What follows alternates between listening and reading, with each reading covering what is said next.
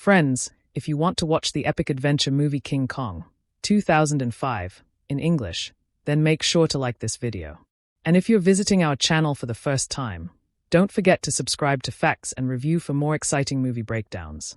In today's video, we'll be talking about the legendary film King Kong, 2005, a movie that redefined the monster genre for the modern age.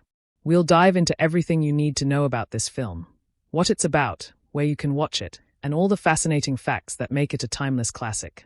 I'll also share with you the platforms where this movie is available, whether on OTT streaming services or satellite channels, so you can easily find and enjoy it.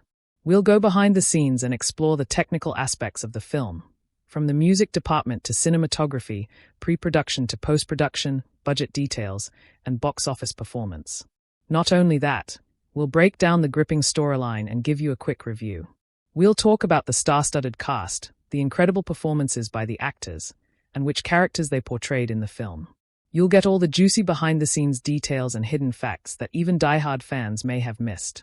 So, I request you all to watch this video till the end, because whether you're a fan of adventure, fantasy, or cinematic history, King Kong, 2005, has something for everyone. King Kong, 2005, Plot and Narrative Analysis.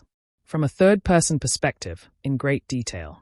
Peter Jackson's King Kong, 2005, is a grand cinematic reimagining of the 1933 classic, blending classical adventure storytelling with modern visual effects and deep emotional resonance.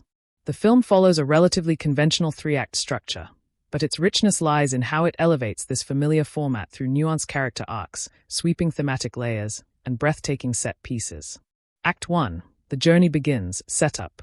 The story opens in Depression-era New York City, capturing a society grappling with poverty, desperation, and escapism through entertainment. This backdrop introduces us to Carl Denham, Jack Black, a passionate but reckless filmmaker who is on the verge of losing his film deal. In a desperate bid to finish his movie, he recruits a struggling vaudeville actress, Ann Darrow, Naomi Watts, and assembles a film crew to sail aboard the SS Venture to an uncharted island, Skull Island. This act introduces the primary characters and sets up the central conflict, Denham's obsession with filmmaking and discovery versus the unknown dangers of exploration. The journey to Skull Island is marked by mystery and growing unease, foreshadowing the dangers ahead. Act 2, Skull Island, Confrontation. Upon arrival at Skull Island, the tone shifts dramatically from adventure to horror and wonder. The island is a visual and thematic marvel, home to prehistoric creatures, violent tribal inhabitants, and the colossal Kong, a giant ape who becomes the central figure of the narrative. The pivotal turning point occurs when and is captured by the natives and offered as a sacrifice to Kong. However, instead of killing her, Kong develops a protective, almost romantic bond with her. This relationship becomes the emotional core of the film. Anne's initial terror evolves into empathy and eventual trust, as she realizes Kong is not a mindless monster but a misunderstood creature capable of gentleness and even affection.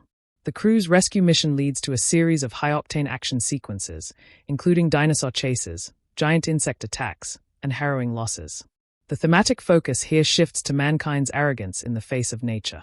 Kong is eventually subdued and captured by Denham, who sees financial opportunity in showcasing him back in New York. Act 3, Tragedy in the Concrete Jungle, Resolution. Back in New York, Kong is put on display in a theater, chained, humiliated, and removed from his natural environment.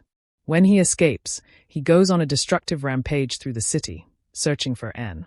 Once reunited, they share a brief moment of peace atop the Empire State Building, the iconic climax of the story. The film's emotional peak arrives as Kong fights off fighter planes in a desperate bid to protect Anne, ultimately succumbing to his wounds and falling to his death. The film closes with Denham's haunting line, "It wasn't the airplanes. It was beauty killed the beast." This phrase encapsulates the central theme of the film, the tragic consequences of man's attempt to dominate what he does not understand. Narrative techniques and emotional impact. Peter Jackson maintains a linear narrative structure, but he enriches it with dynamic pacing, character-driven storytelling, and moments of emotional stillness, especially between Anne and Kong.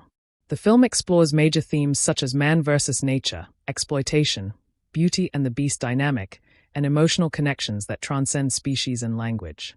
Jackson gives Kong a surprising depth of personality. His eyes, gestures, and subtle facial expressions, brought to life by Andy Serkis's motion capture performance, humanize him, turning what could have been a mere spectacle into a heartbreaking character study. Conclusion: King Kong, 2005, adheres to the traditional three-act storytelling model but fills it with emotional depth, symbolic power, and stunning visuals. The story evolves from an ambitious film expedition into a tragic love story between a woman and a misunderstood creature, all while serving as a cautionary tale about exploitation and the cost of human ambition. The film's plot, while rooted in classic adventure, transcends its genre with rich character development and deeply thematic storytelling that leaves a lasting emotional impact. Act I, Introduction and Departure, New York City, The Dream of Escape. The film opens in 1933 Depression-era New York, capturing the bleakness of the time through the struggles of street performers, failing theaters, and the harsh life of the lower class. This backdrop introduces Ann Darrow, a struggling stage actress with integrity and heart, and Carl Denham, an opportunistic filmmaker who dreams of greatness, even at the cost of others. Thematically, this act explores ambition, desperation, and escapism. Carl's deceitful urgency to begin filming, including fleeing the authorities, sets the tone for the consequences of blind ambition. Meanwhile, Ann longs for meaningful performance and sees Carl's offer as a once-in-a-lifetime opportunity. They board the SS Venture, where we meet more key characters. Jack Driscoll, the screenwriter and eventual love interest of Anne. Captain Engelhorn, a voice of reason and morality. Preston, Denham's loyal assistant, and various crew members who will soon face peril. The ship's voyage builds suspense with mysterious clues, unmarked maps, ominous weather, ultimately leading to the shocking revelation of Skull Island, a fog-shrouded land surrounded by dangerous rocks and hidden from the modern world. Act 2, Conflict and Discovery, Skull Island, The Law of the Wild. As the crew steps onto Skull Island, the film shifts gears from adventure to horror and survival. The island is a character in itself, untamed, deadly, and alien. The group is ambushed by natives, portrayed as feral and aggressive, who abduct Anne for a mysterious ritual. Key turning point. Anne is tied to a stone altar and presented to Kong, a towering 25-foot silverback gorilla. Kong doesn't kill her. Instead, he takes her into the jungle, marking the start of an unexpected emotional bond. This subplot and thematic contrast. While Anne gradually learns to communicate with Kong through body language, dance, and empathy, the crew members plunge deeper into the deadly island interior to save her. Their journey becomes a parade of terror. A brontosaurus stampede crushes many. Vast insect pits devour the crew in one of the film's most terrifying sequences. V-Rex battles offer blockbuster action, but also highlight the primal violence of nature. As Jack reaches Anne and helps her escape, Denham's greed takes control. He plans to capture Kong and bring him to New York as a theatrical attraction. They drug and trap the heartbroken beast as he mourns the loss of Anne, framing the most tragic moment in the second act. This act explores themes of colonialism, exploitation, and the myth of human superiority. The jungle is not just a backdrop, it represents a world that man cannot control, and yet tries to. Act 3, Tragedy and Consequence, New York City, The Fall of the Beast. Now back in the city, Denham stages a grand Broadway-style showcase, Kong, the eighth wonder of the world. Kong is chained on stage, surrounded by artificial jungle props, spotlights, and mockery. The audience laughs, ignorant of the suffering creature before them. Another turning point. Kong believes and is present, only to discover an imposter actress. Enraged, he breaks free from his chains and begins his search for Anne through the city. In this act, the narrative shifts from exploitation to vengeance and tragedy, fueled by betrayal and pain. When he finally finds Anne, she willingly approaches him, marking a deeply emotional moment of reunion. The two flee to Central Park, where for a brief moment, beauty and peace exist. Kong slides on a frozen lake, Anne laughs, one of the few light-hearted scenes in the third act. It's a moment of innocence reclaimed before fate takes it away. Final sequence, the Empire State Building. Kong climbs the building with Anne in his hand, seeking safety. But fighter planes arrive. The aerial assault is not just action. It's the climax of the film's emotional arc. Kong defends Anne with determination, only to be shot repeatedly until he collapses. In his final moments, he gazes at Anne and gently places her down. He then falls from the skyscraper, symbolizing not just his death, but the death of something greater, a world where beauty and the beast could coexist. The film ends with Denham's infamous line, repeated from the original. It wasn't the airplanes. It was beauty killed the beast. Narrative depth and emotional impact. Despite its massive budget and scale, King Kong, 2005, is a deeply personal tragedy. Kong's arc is that of a tragic hero, strong, loyal, loving, and ultimately destroyed by the very world that refused to understand him. Ann Darrow represents compassion and humanism in a world driven by greed and spectacle. Carl Denham is a warning of unchecked ambition, the kind that sees the world as content rather than something to respect. The film's linear storytelling works not because it's experimental, but because of the emotional layering, pacing, and visual symbolism. From concrete jungles to real ones, from stages to mountaintops, every setting mirrors the narrative's emotional peaks and valleys. Conclusion. King Kong, 2005, follows a classic narrative arc, but with grand scale and profound depth. It's a tale of beauty and brutality, exploitation and empathy, wonder and sorrow. The story begins as a film about a filmmaker and ends as a poetic tragedy about a creature who simply wanted to be understood. By the end, the audience isn't just mourning the fall of a beast. They are mourning the failure of humanity to recognize the soul within it.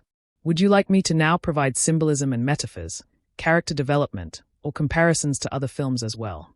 Ann Darrow, Naomi Watts, From Survival to Empathy. Character arc. Ann begins as a struggling actress in Depression-era New York, yearning for a meaningful opportunity in life and art. She is introduced as morally upright and introspective, refusing to participate in comedic roles that lack dignity.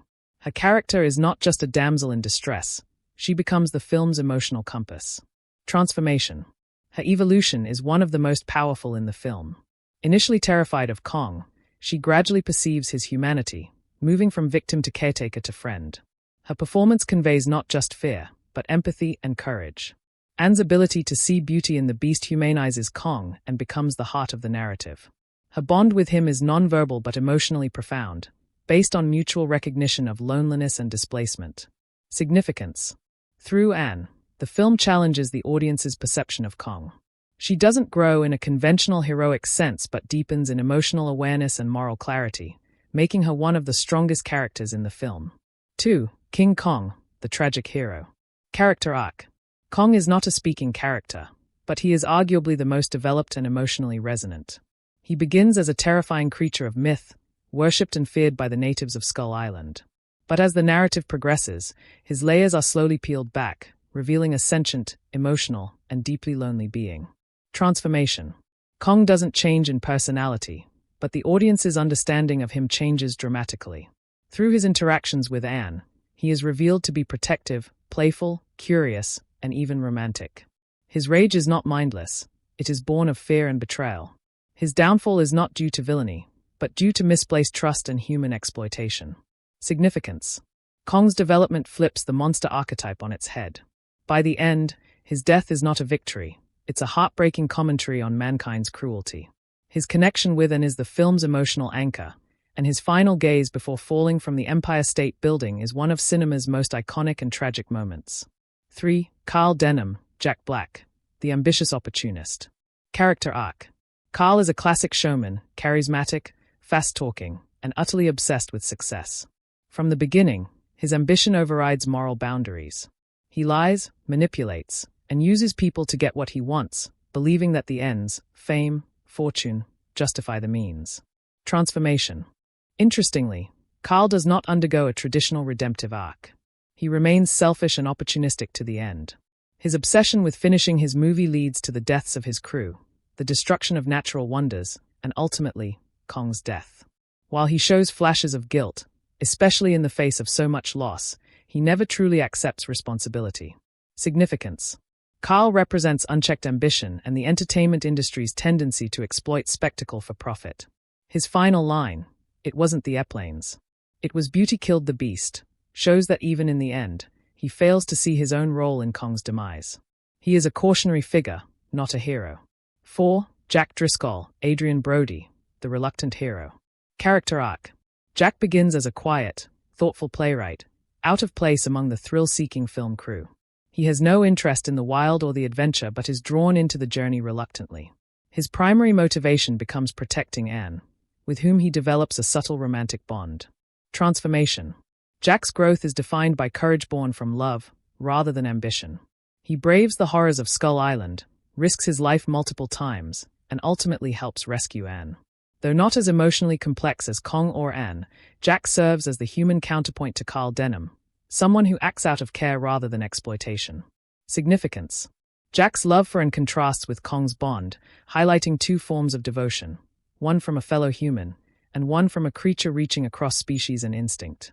He represents the quiet nobility that the film holds in contrast to Carl's opportunism.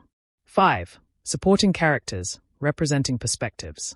Captain Engelhorn, a man of principle, caught between duty and morality.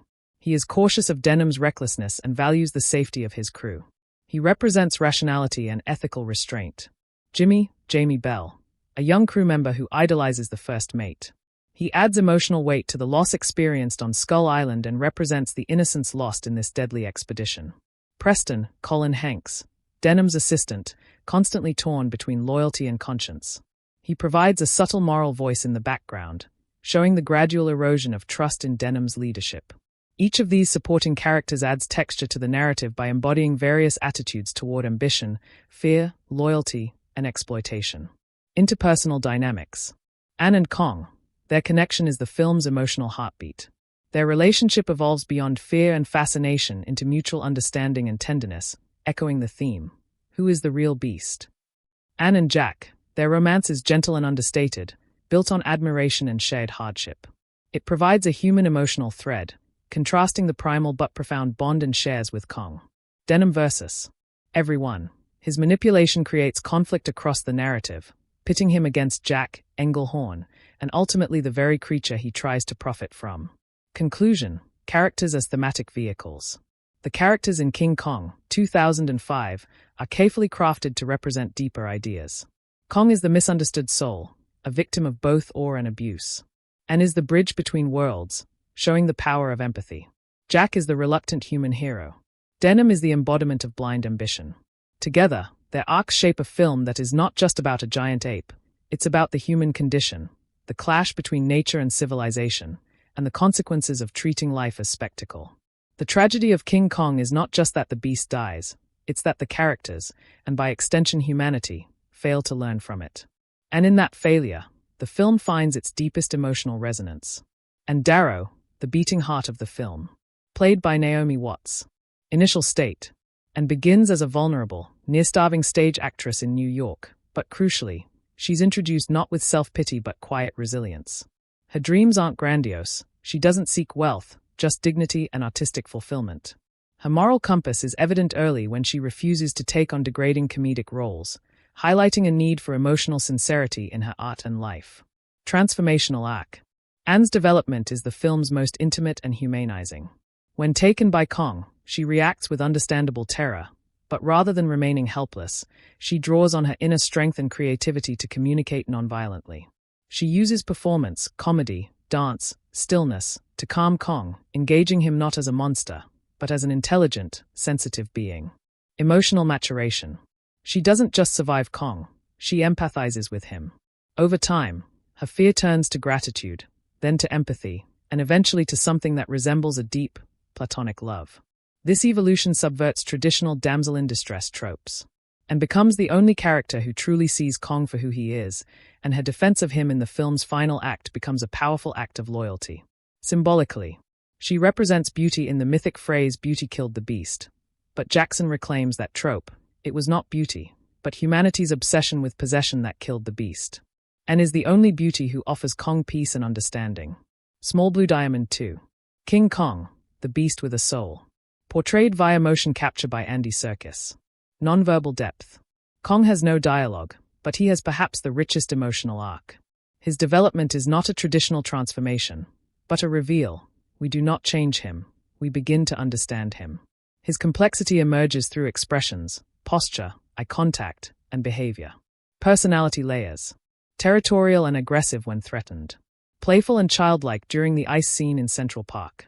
Protective and tender when with Anne. Tragic and isolated by the end. Kong is both king and prisoner, both god and orphan. Alone on Skull Island, he's not a ruler, he's the last of his kind, a lonely relic of a world humans don't belong to. His care for Anne isn't romantic in a traditional sense, it's the first time he's seen beauty without cruelty, companionship without fear. Downfall and symbolism. Kong is a mirror. He reflects back what the world offers him. When approached with violence, he returns it tenfold. When approached with kindness, he becomes gentle. Kong's fall is not just physical. It's metaphorical, a fall from nature's untouched wonder to a man-made world that cannot understand, much less accept, anything it can't control. Small Blue Diamond 3. Carl Denham, the face of exploitation. Played by Jack Black. Initial state. Carl is charismatic, persuasive, and manipulative. His entire worldview is driven by the camera lens. Art and exploitation are one and the same to him. He views the world not as something to respect, but to record, own, and monetize. Anti-hero arc. Carl doesn't grow, and that's the point. His static arc serves as a dark mirror to Kong's tragedy and Ann's emotional evolution. He is blind to moral consequences. Even as people die under his leadership, he rationalizes everything in service of his vision. Fascinating layers.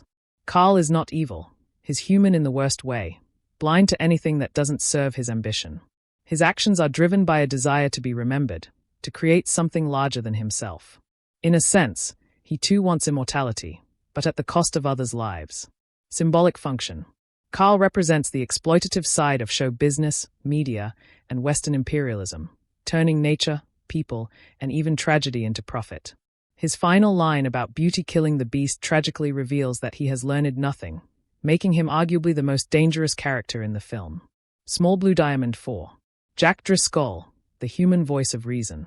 Played by Adrien Brody. Initial state. Jack is an introverted playwright, an intellectual caught in a physical world he wants no part of. He resists conflict, avoids attention, and is forced into adventure by accident, when Carl tricks him into staying on the boat. Emotional arc. Jack's development is subtle, but crucial. He evolves from reluctant outsider to active savior, not because of heroism, but because of love and conscience. Unlike Denham, Jack doesn't act for fame or profit. He risks everything for Anne. He challenges toxic masculinity by showing strength through quiet resolve, rather than dominance. Symbolic role. Jack represents restraint, intellect, and empathy. He is the foil to Denham's recklessness. While Denham chases spectacle, Jack chooses morality. He's also a mirror to Kong. Both are willing to protect and at all costs. Small Blue Diamond 5. Supporting cast, embodying different worldviews. Captain Engelhorn, a figure of conflicted morality. He doesn't fully trust Denham and acts as a practical anchor to the narrative. He wrestles with decisions that often balance between self-preservation and duty. He represents the voice of cautious authority. Jamie Bell. The orphaned cabin boy represents lost innocence and the cost of adventure. His youthful enthusiasm is shattered by the horrors of Skull Island. Preston, Colin Hanks. Denham's assistant who slowly loses faith in his mentor. His disillusionment reflects the moral erosion that occurs when idealism meets greed. Small Blue Diamond interpersonal relationships, the web that drives the plot. Anne and Kong, the emotional spine of the film. They speak different languages, yet understand each other more deeply than any other pairing in the movie. Their relationship redefines what it means to be beast or human. Anne and Jack, a romantic subplot built on admiration and quiet connection. Their bond reflects human love, grounded in shared experience. Carl versus everyone, a source of constant tension. His drive alienates and endangers every character around him. His arc shows how ambition without empathy becomes a form of emotional blindness. Conclusion: a film about what it means to be human. The character development in King Kong 2005 isn't just about growth, it's about contrast. Kong, the supposed beast, shows the most emotional intelligence. Anne, the damsel, displays more courage and empathy than any of the men around her. Carl, the visionary, is ultimately the film's real antagonist. Each character serves the narrative thematically and emotionally, reinforcing the central message. It is not monstrosity that destroys, but misunderstanding and misuse of power. In the end, the story isn't about a giant ape. It's about what happens when compassion is crushed beneath ambition, when wonder is turned into spectacle, and when beauty refuses to look away from the beast. King Kong 2005, Our Performances, In-Depth Analysis. While King Kong 2005 is often remembered for its groundbreaking visual effects and epic storytelling, its emotional success rests heavily on the strength of the cast. Peter Jackson's vision demanded more than spectacle. It required nuanced, emotionally committed performances from actors who could ground a story involving a 25-foot ape in human emotion, moral complexity, and tragedy. Across the board, the cast delivers performances that not only serve the genre but elevate it. Small Blue Diamond Naomi Watts as Ann Darrow, a performance of emotional grace. Standout performance. Naomi Watts delivers a career-defining performance as Ann Darrow, a role that demands physical vulnerability, emotional authenticity, and expressive range without relying on heavy dialogue. She is the emotional heart of the film, and her chemistry with Kong, a CGI character, is what makes the central relationship believable and moving. Emotional layering. Watts conveys a full arc of transformation, from fear to wonder, from survival instinct to deep emotional empathy, often through nothing more than facial expressions, body language, and breath control. Her silent scenes with Kong are some of the film's most powerful. Whether performing slapstick comedy to entertain Kong, screaming in terror, or weeping in grief atop the Empire State Building, she brings a raw, human grounding to a fantastical premise. Performance challenge. Much of her performance had to be done opposite green screens, tennis balls, or motion capture performers, yet she reacts as if Kong were physically present. This level of commitment allows the audience to believe not just in Kong's reality, but in their relationship. Without her performance, Kong would remain a special effect. With it, he becomes a tragic character. Small Blue Diamond Andy Serkis as King Kong, the soul beneath the CGI. Revolutionary motion capture work. Andy Serkis's performance as Kong through motion capture is nothing short of groundbreaking. Though digitally rendered, Kong's emotional depth comes from Serkis's meticulous physicality and deeply expressive facial work. Every movement, from rage to tenderness, from curiosity to grief, is driven by a real actor's emotional intent. Performance as tragedy.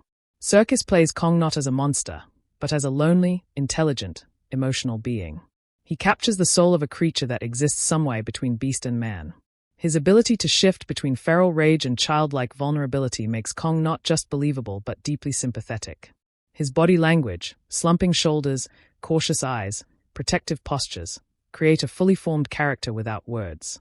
Legacy impact. Serkis's work paved the way for performance capture acting to be recognized as serious craft, not technical gimmick. In King Kong, he proved that a digital character could hold just as much emotional power as any flesh and blood role. Jack Black as Carl Denham, charisma with a dark edge. Against typecasting. Jack Black, known primarily for comedy, was a bold casting choice as the morally dubious filmmaker Carl Denham. However, his performance works precisely because he blends Denham's showman persona with an underlying desperation and selfishness. Performance nuance. Black maintains a relentless energy, constantly pushing forward as if trying to outrun his own failures. His fast-talking bravado hides the fact that Denham is losing control, not only of his film, but of his ethical boundaries.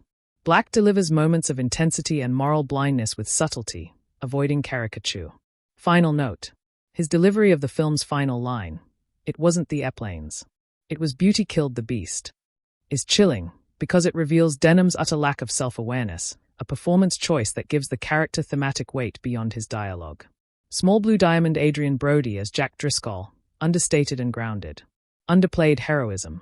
Adrien Brody offers a quiet, restrained performance as Jack Driscoll, serving as the emotional anchor for both Ann and the audience. Unlike Denham's showmanship, Brody's portrayal is all about internal strength, compassion, and moral clarity. Chemistry and sensitivity. His chemistry with Naomi Watts is soft and unforced, playing off her emotional openness with a calm sincerity. Brody doesn't steal scenes, he supports them, allowing the more dramatic moments to breathe. In doing so, he reflects a quieter type of masculinity, thoughtful, loyal, and empathetic. Balancing genre expectations. Driscoll is not a traditional action hero, but Brody plays him with enough bravery and romantic depth to make his character arc believable. He evolves naturally, never theatrically, which suits the film's emotional realism. Small Blue Diamond supporting cast, a spectrum of human responses. Thomas Kretschmann as Captain Engelhorn. Kretschmann's stoic and disciplined performance brings credibility to the venture's leadership. He plays Engelhorn as a man constantly walking a moral tightrope. His coldness is practical, not cruel, and he reflects a weary pragmatism among the more idealistic or reckless characters. Jamie Bell as Jimmy. Jamie Bell offers a layered portrayal of youthful idealism corrupted by real-world horrors. His subplot with Hayes, Evan Pork, adds heart and a sense of loss to the supporting narrative. His transformation from naive dreamer to emotionally scarred survivor is subtly but effectively portrayed. Colin Hanks as Preston. Preston serves as Denham's conscience, and Hanks's natural likability allows the audience to feel the growing discomfort of someone complicit in wrongdoing, yet increasingly regretful. His arc is one of quiet disillusionment. Kyle Chandler as Bruce Baxter. Chandler leans into the self-absorbed actor trope with charisma and humor. His over-the-top bravado serves as a satirical take on Hollywood's obsession with image. Though a comic relief figure, his cowardice in action contrasts nicely with the bravery of characters like Jack. Clap aboard the ensemble's collective power. What makes King Kong, 2005, particularly effective from a performance standpoint is the emotional synchronization among its ensemble. Everyone plays their role earnestly and without irony, regardless of the spectacle around them. This tonal unity allows the film to maintain a strong emotional through line even during its most visually extravagant moments. The performances elevate the fantasy into something emotionally real. Bridge the gap between spectacle and intimacy. Humanize the epic, making the fall of a giant ape feel more tragic than thrilling. Conclusion: performance as emotional infrastructure. The success of King Kong, 2005, lies not just in its stunning effects or epic scope, but in its human and non-human performances. Naomi Watts embodies vulnerability, courage, and empathy. Andy Serkis redefines performance through a digital lens, making a CGI character feel more alive than many live-action roles. Jack Black, Adrien Brody, and the supporting cast bring intelligence, irony, and grounded emotion that flesh out a complex, tragic world. Together, the actors create a tapestry of performances that support Peter Jackson's vision. A story not just of monsters and mayhem, but of beauty, loss, and the painful cost of human arrogance. Naomi Watts as Ann Darrow, the emotional center of the film. Emotional technique and physical performance. Watts's role is one of the most physically and emotionally demanding. She spends a significant portion of the film acting in isolation, not against another actor, but against empty space or motion capture stand-ins. And yet, her work makes the relationship with Kong feel deeply real. She masterfully uses nonverbal communication, trembling hands, hesitant touches, wide eyes filled with terror or compassion. Her facial expressions, particularly in scenes of close interaction with Kong, e.g., the ledge scene, the ice pond, the Empire State Building, carry more emotional weight than pages of dialogue. Her scene with Kong in the snow, a masterclass in trust and connection. Anne and Kong share a moment on a frozen lake in Central Park. In this wordless, dreamlike sequence, Watts conveys an incredible range of emotion, cautious joy, childlike wonder, and tragic awareness.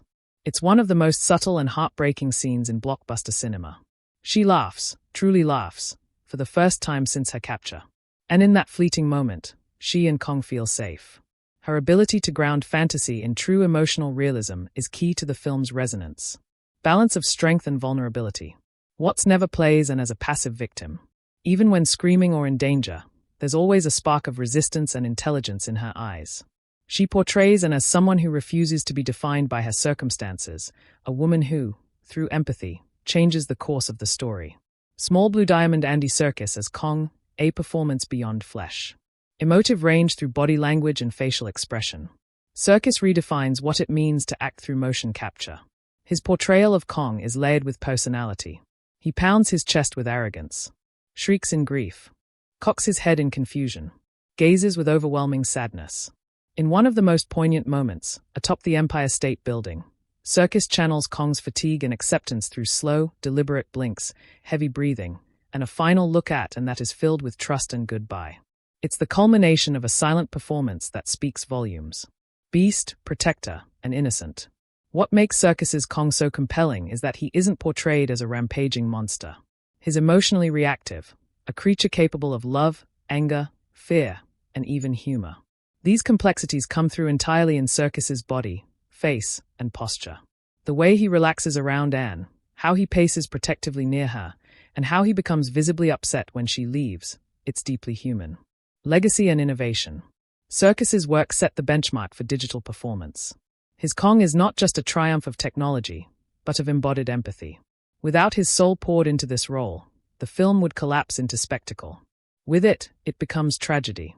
Small Blue Diamond Jack Black as Carl Denham, showman turned cautionary figure. Comedic charisma with a sinister undertone. Black brings a magnetic charm to Denham, but underneath the surface, he's always calculating.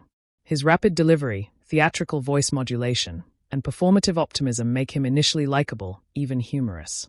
But as the film progresses, these same qualities morph into danger. His refusal to abandon the mission, even in the face of death, reveals a man addicted to control. Control versus chaos, a performance in conflict. There's a tension in Black's performance between desperation and ego. His pacing becomes erratic, his smiles more forced. In moments like Kong's capture or the unveiling on Broadway, his glee feels grotesque. Yet he never breaks into melodrama. He plays Denham with an unsettling normalcy that makes his actions even more disturbing. Final delivery, a deliberate misreading of tragedy.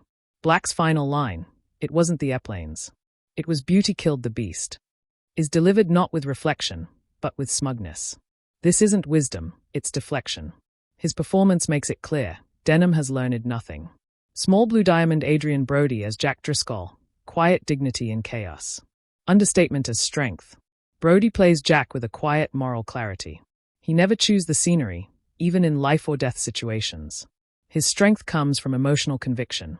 He listens more than he speaks, and when he acts, it's out of care, not heroism.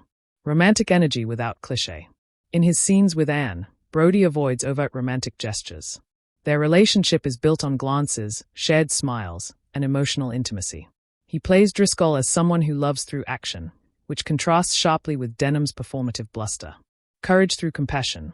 Brody's performance in the rescue scenes on Skull Island shows a man increasingly willing to step into danger, not for glory, but for Anne. He becomes the moral center of the group, pushing back against Denham's recklessness with quiet firmness. His line delivery is grounded, never theatrical, making him a believable, relatable hero. Small Blue Diamond supporting cast, ensemble realism and thematic balance. Thomas Kretschmann as Captain Engelhorn delivers a subtle, steely performance that grounds the madness. He brings military precision and reluctant empathy, acting as the voice of reason. His eyes often say more than his words, a man constantly calculating risk. Jamie Bell as Jimmy and Evan Pork as Hayes. Together, they build a powerful mentor-protege dynamic. Pork plays Hayes with calm wisdom, while Bell delivers raw vulnerability. Their arc adds a layer of father-son warmth and eventual heartbreak, a microcosm of innocence corrupted by exposure to violence and death. Colin Hanks as Preston portrays the slow disillusionment of an idealistic assistant. His arc is quiet but significant. His increasing discomfort with Denham mirrors the audience's moral realization. Kyle Chandler as Bruce Baxter. Chandler is intentionally over the top as the cowardly actor. His performance brings levity and satire, exposing the hollowness of Hollywood bravado. His cowardice contrasts with Jack's sincerity. Thematic contribution of performances. Each performance is meticulously aligned with the film's themes. Empathy versus exploitation, Anne and Kong versus Denham. Compassion versus control, Jack versus Denham. Innocence versus ambition, Jimmy versus the industry. These thematic threads are not stated overtly in the dialogue. They are acted out through physical choices, emotional delivery, and character interactions. The performers are not just serving the story, they are the story. Checkered flag conclusion, performance as the soul of the spectacle. While King Kong, 2005, is often admired for its scale, action, and effects, its lasting power comes from its performances. Naomi Watts grounds the film with raw, fearless empathy. Andy Serkis redefines acting through Kong's expressive depth. Jack Black transforms a showman into a disturbing symbol of human arrogance. Adrien Brody offers moral balance and quiet heroism. And the supporting cast weaves realism, satire, and tragedy into the ensemble. Together, these performances ensure that King Kong is not merely a story of man versus monster, but of beauty versus brutality, compassion versus control, and the high cost of misunderstanding. Would you now like to explore symbolism and metaphors, genre execution, or a comparison to similar films like Jurassic Park, The Lost World, or Avatar? Tone and mood, a fusion of awe, tragedy, and adventure. Jackson creates a tone that shifts fluidly between sweeping adventure, creature horror, romantic tragedy, and human drama. His tonal control is remarkably precise. The opening scenes in 1930s Depression-era New York are melancholic and gritty, setting a tone of desperation and realism. The journey to Skull Island shifts the tone to grand adventure, recalling classic films like The Lost World or Indiana Jones.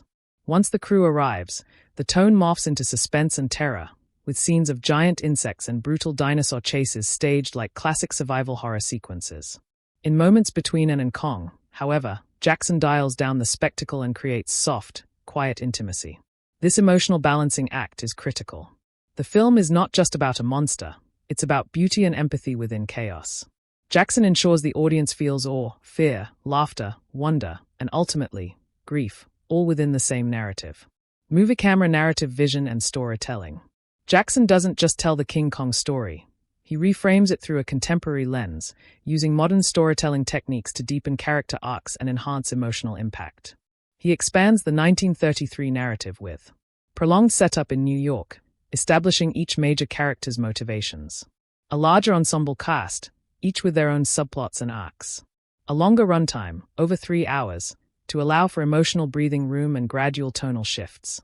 Though some critics cite the runtime as excessive, Jackson's pacing reflects a novelistic approach. He allows character beats to simmer, relationships to build, and emotional stakes to rise. The payoff is particularly evident in the final act. The tragedy feels earned, not forced. Artist palette stylistic choices. Small blue diamond visual echoes of classic cinema. Jackson integrates visual homages to the original 1933 film, including the native ritual on Skull Island, the Empire State Building finale, old Hollywood filmmaking techniques such as iris transitions, soft focus close-ups, and warm lighting palettes in New York scenes. This stylistic fusion of classic and modern elevates King Kong into a cinematic bridge between eras, a nostalgic epic that still feels emotionally relevant. Small blue diamond theatricality and emotionally charged blocking. Jackson uses theatrical staging in key scenes, particularly in the Broadway reveal of Kong and the climax atop the Empire State Building. These sequences are blocked with a sense of tragedy and spectacle. The audience sees Kong not only as a creature, but as a character who is on display, exploited and ultimately destroyed. In contrast, scenes between Ann and Kong use intimate close-ups, minimal camera movement, and naturalistic lighting. The juxtaposition of intimacy and spectacle underscores the film's theme of misunderstood beauty. Joystick has shot composition and camera movement. Jackson's visual storytelling is meticulous and expressive. Tracking shots in action sequences, e.g., the Brontosaurus stampede or insect pit, immerse the viewer and maintain clarity despite the chaos. Slow push-ins on characters' faces heighten emotional moments, e.g., Ann's realization that Kong is not a monster. Use of high and low angles portrays shifting power dynamics. Kong is often shown from a low angle, enhancing his presence, but in scenes of vulnerability, like atop the Empire State Building, Jackson shoots him from above, evoking sympathy. Notably, Jackson resists the overuse of shaker cam or hyper-editing. His direction favors compositional clarity, ensuring that the geography of action scenes is always legible and impactful. Stopwatch hash pacing, epic and intentional. The film's pacing is deliberate, particularly in the first act. Jackson spends a considerable amount of time introducing Carl, Jack, and the economic conditions of the Great Depression. This slower build enhances the emotional investment in Ann's character, the audience's understanding of Carl Denham's desperation, the moral ambiguity of the voyage to Skull Island. Once the island is reached, the film accelerates dramatically. Jackson orchestrates intense set pieces, dinosaur chases, tribal attacks, and Kong battles, with escalating stakes and rhythm. The pacing slows again in the third act, particularly during Kong's time in captivity and his brief moments of peace with Ann. The final 30 minutes are paced with operatic intensity.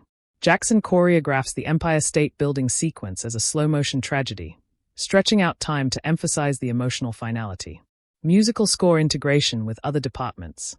Jackson's direction extends to meticulous coordination with other departments.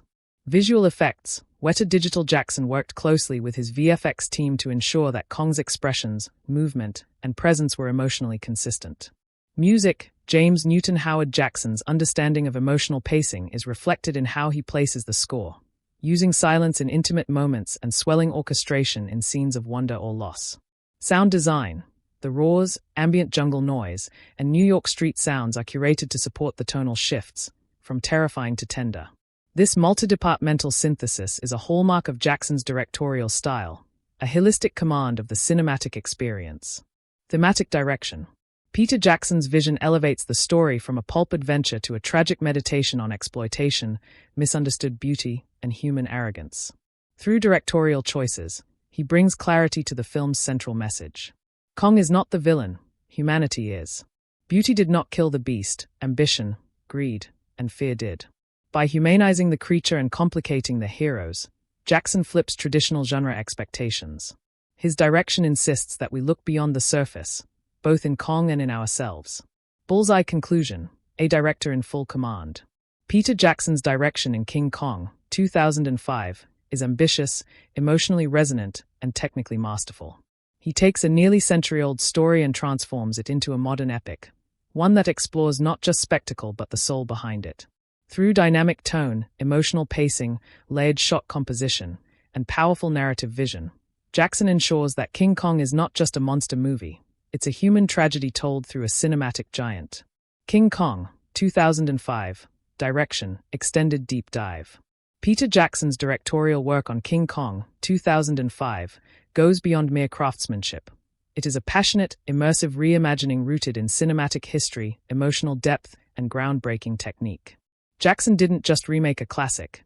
He rebuilt it from the inside out, infusing it with personal vision, layered emotionality, and an epic scale only he could command. Peter Jackson's vision, the heart behind the spectacle. Jackson grew up obsessed with the original 1933 King Kong. In interviews, he often referred to it as the film that made him want to become a director. That childhood fascination evolved into a grand ambition: to recreate Kong with all the emotional depth and cinematic tools available to modern filmmakers, while still honoring the pulp legacy of the original. This reverence is key. Jackson's direction is not ironic or detached. He never treats the material as campy or disposable. Instead, he embraces the mythic and tragic elements of the story, painting Kong not as a monster, but as a soulful, intelligent creature torn from his natural world. Artist palette, stylistic homages, and meta-cinematic commentary. Jackson's approach to direction is self-aware yet sincere. His use of 1930s cinematic techniques, from noir-style lighting to iris transitions, serves as both homage and commentary. Examples: the Broadway Kong reveal is a reflection of cinema itself, the idea of turning raw, wild emotion into commodified spectacle. The black and white footage shot by Carl Denham mirrors early adventure documentaries and silent-era filmmaking, calling attention to the moral questions behind exploiting other cultures or creatures for entertainment.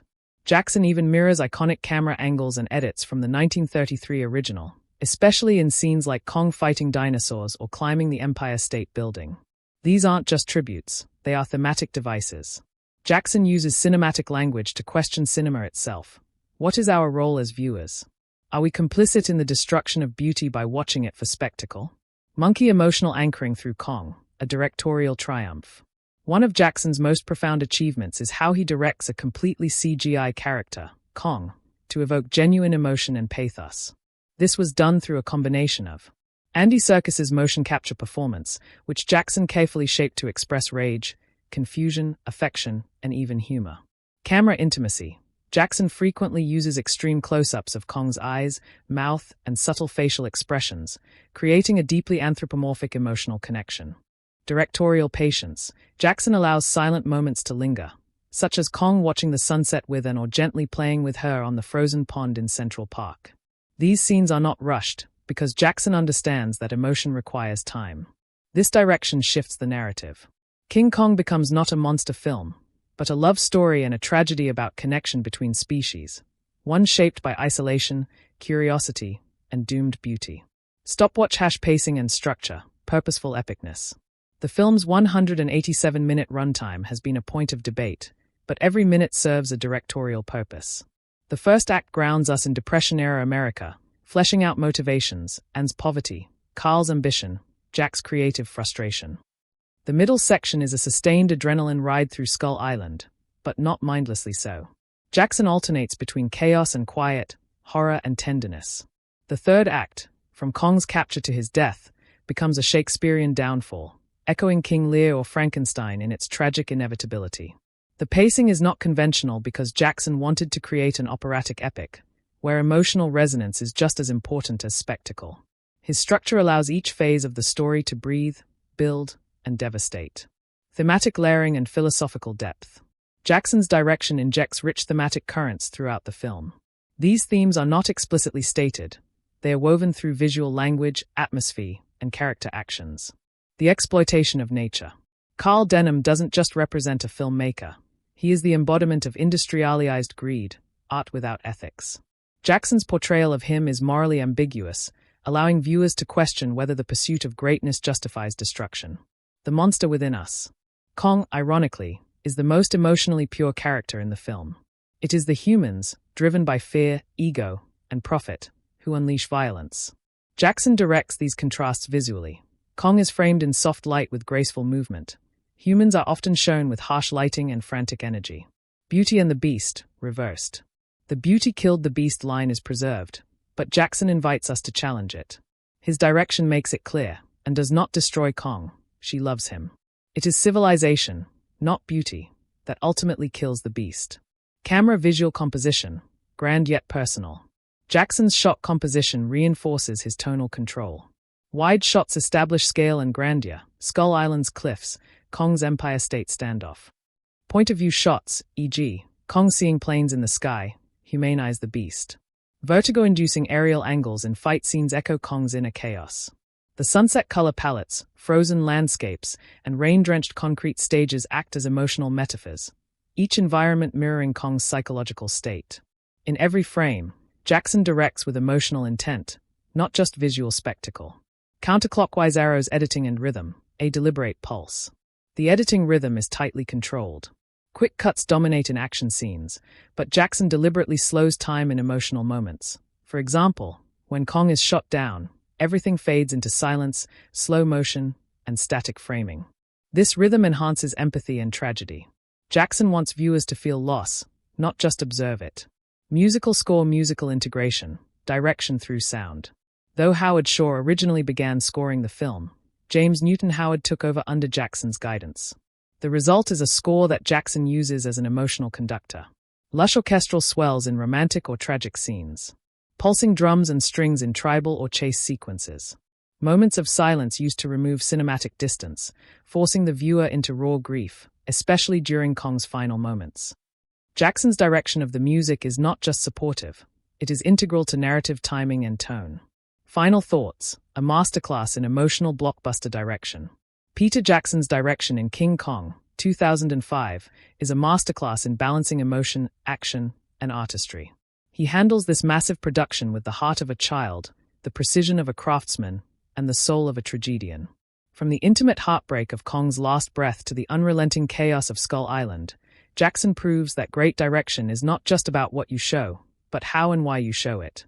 In the hands of a lesser director, King Kong could have been just another monster movie.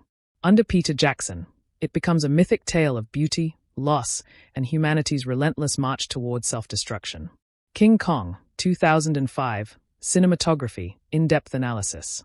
Cinematographer Andrew Lesnie, who previously collaborated with Peter Jackson on the Lord of the Rings trilogy, brings a majestic and emotionally resonant visual style to King Kong, 2005.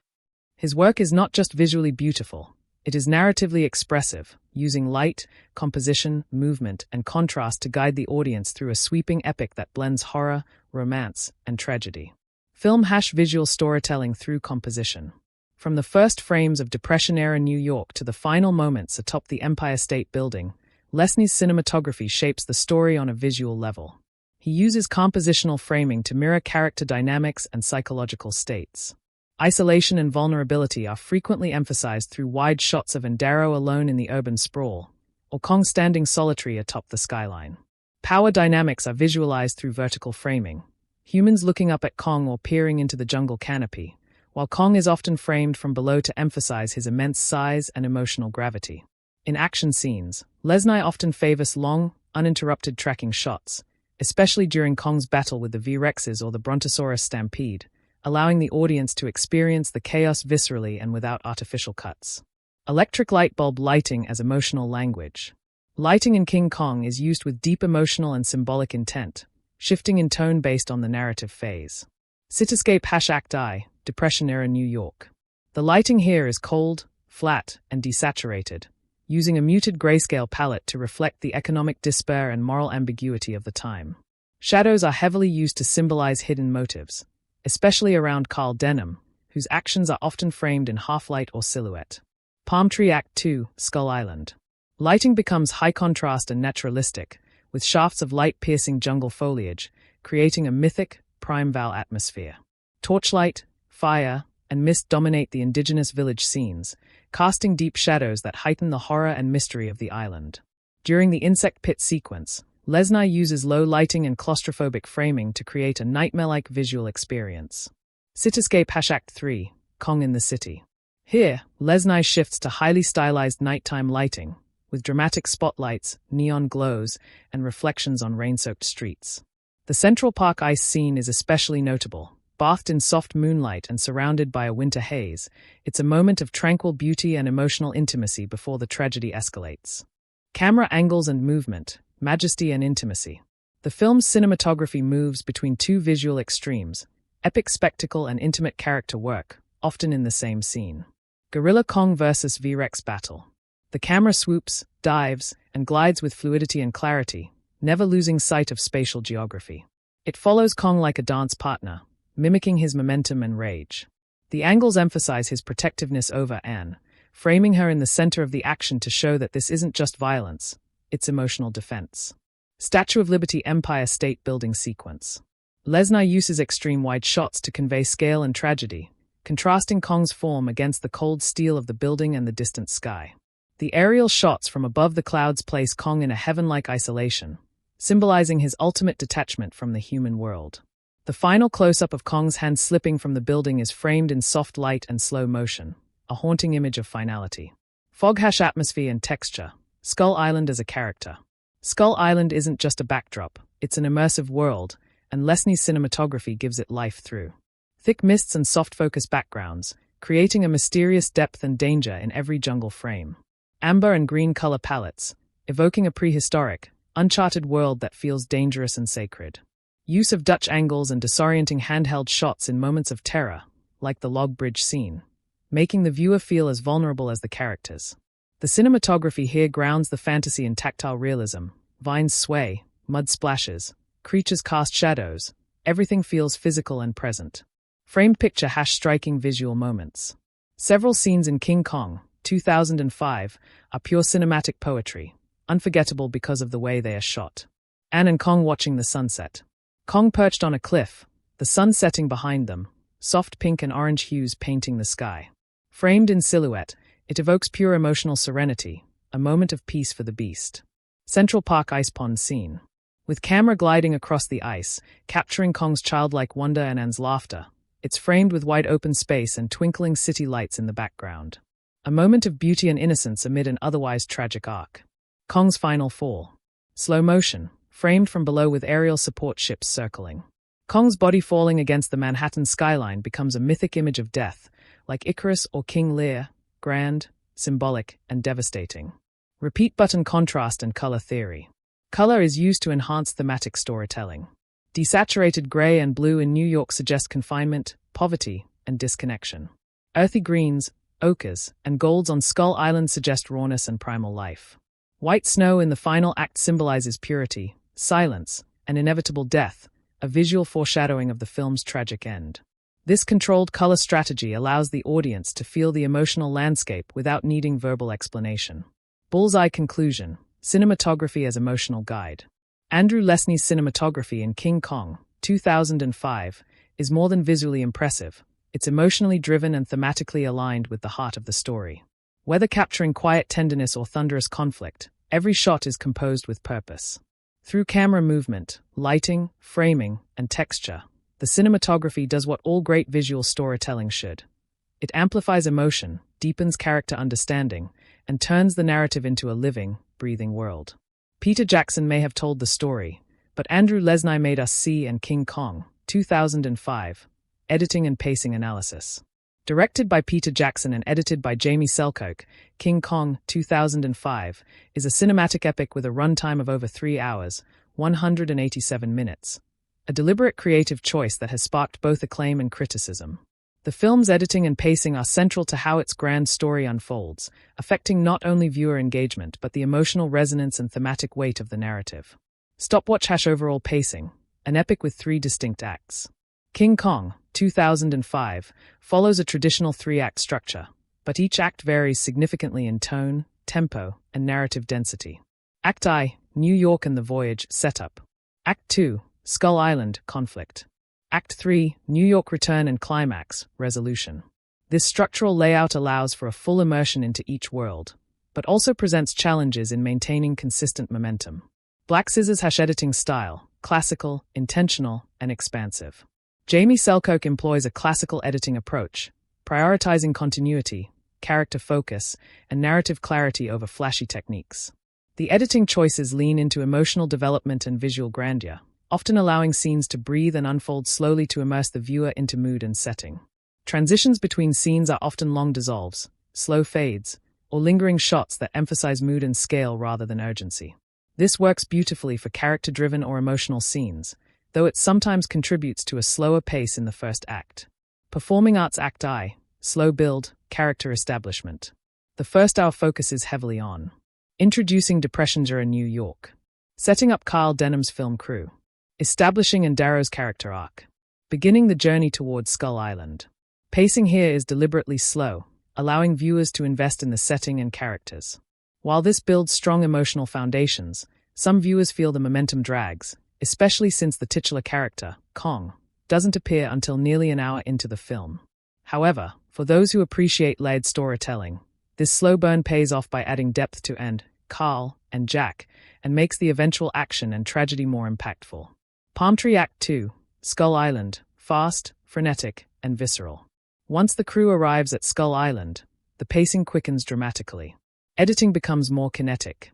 Action sequences such as the Brontosaurus stampede, the V-Rex battle, and the insect pit are cut with rapid, high-energy edits, often blending practical effects with CGI seamlessly.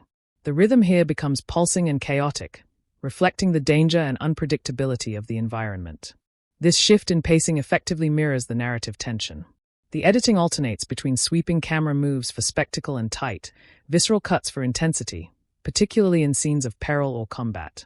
Notably, in the Kong vs. V-Rex sequence, editing helps maintain spatial continuity, giving the viewer a clear sense of geography even as the battle leaps across cliffs, trees, and jungle terrain. Red Heart hash emotional beats and character moments, space to breathe.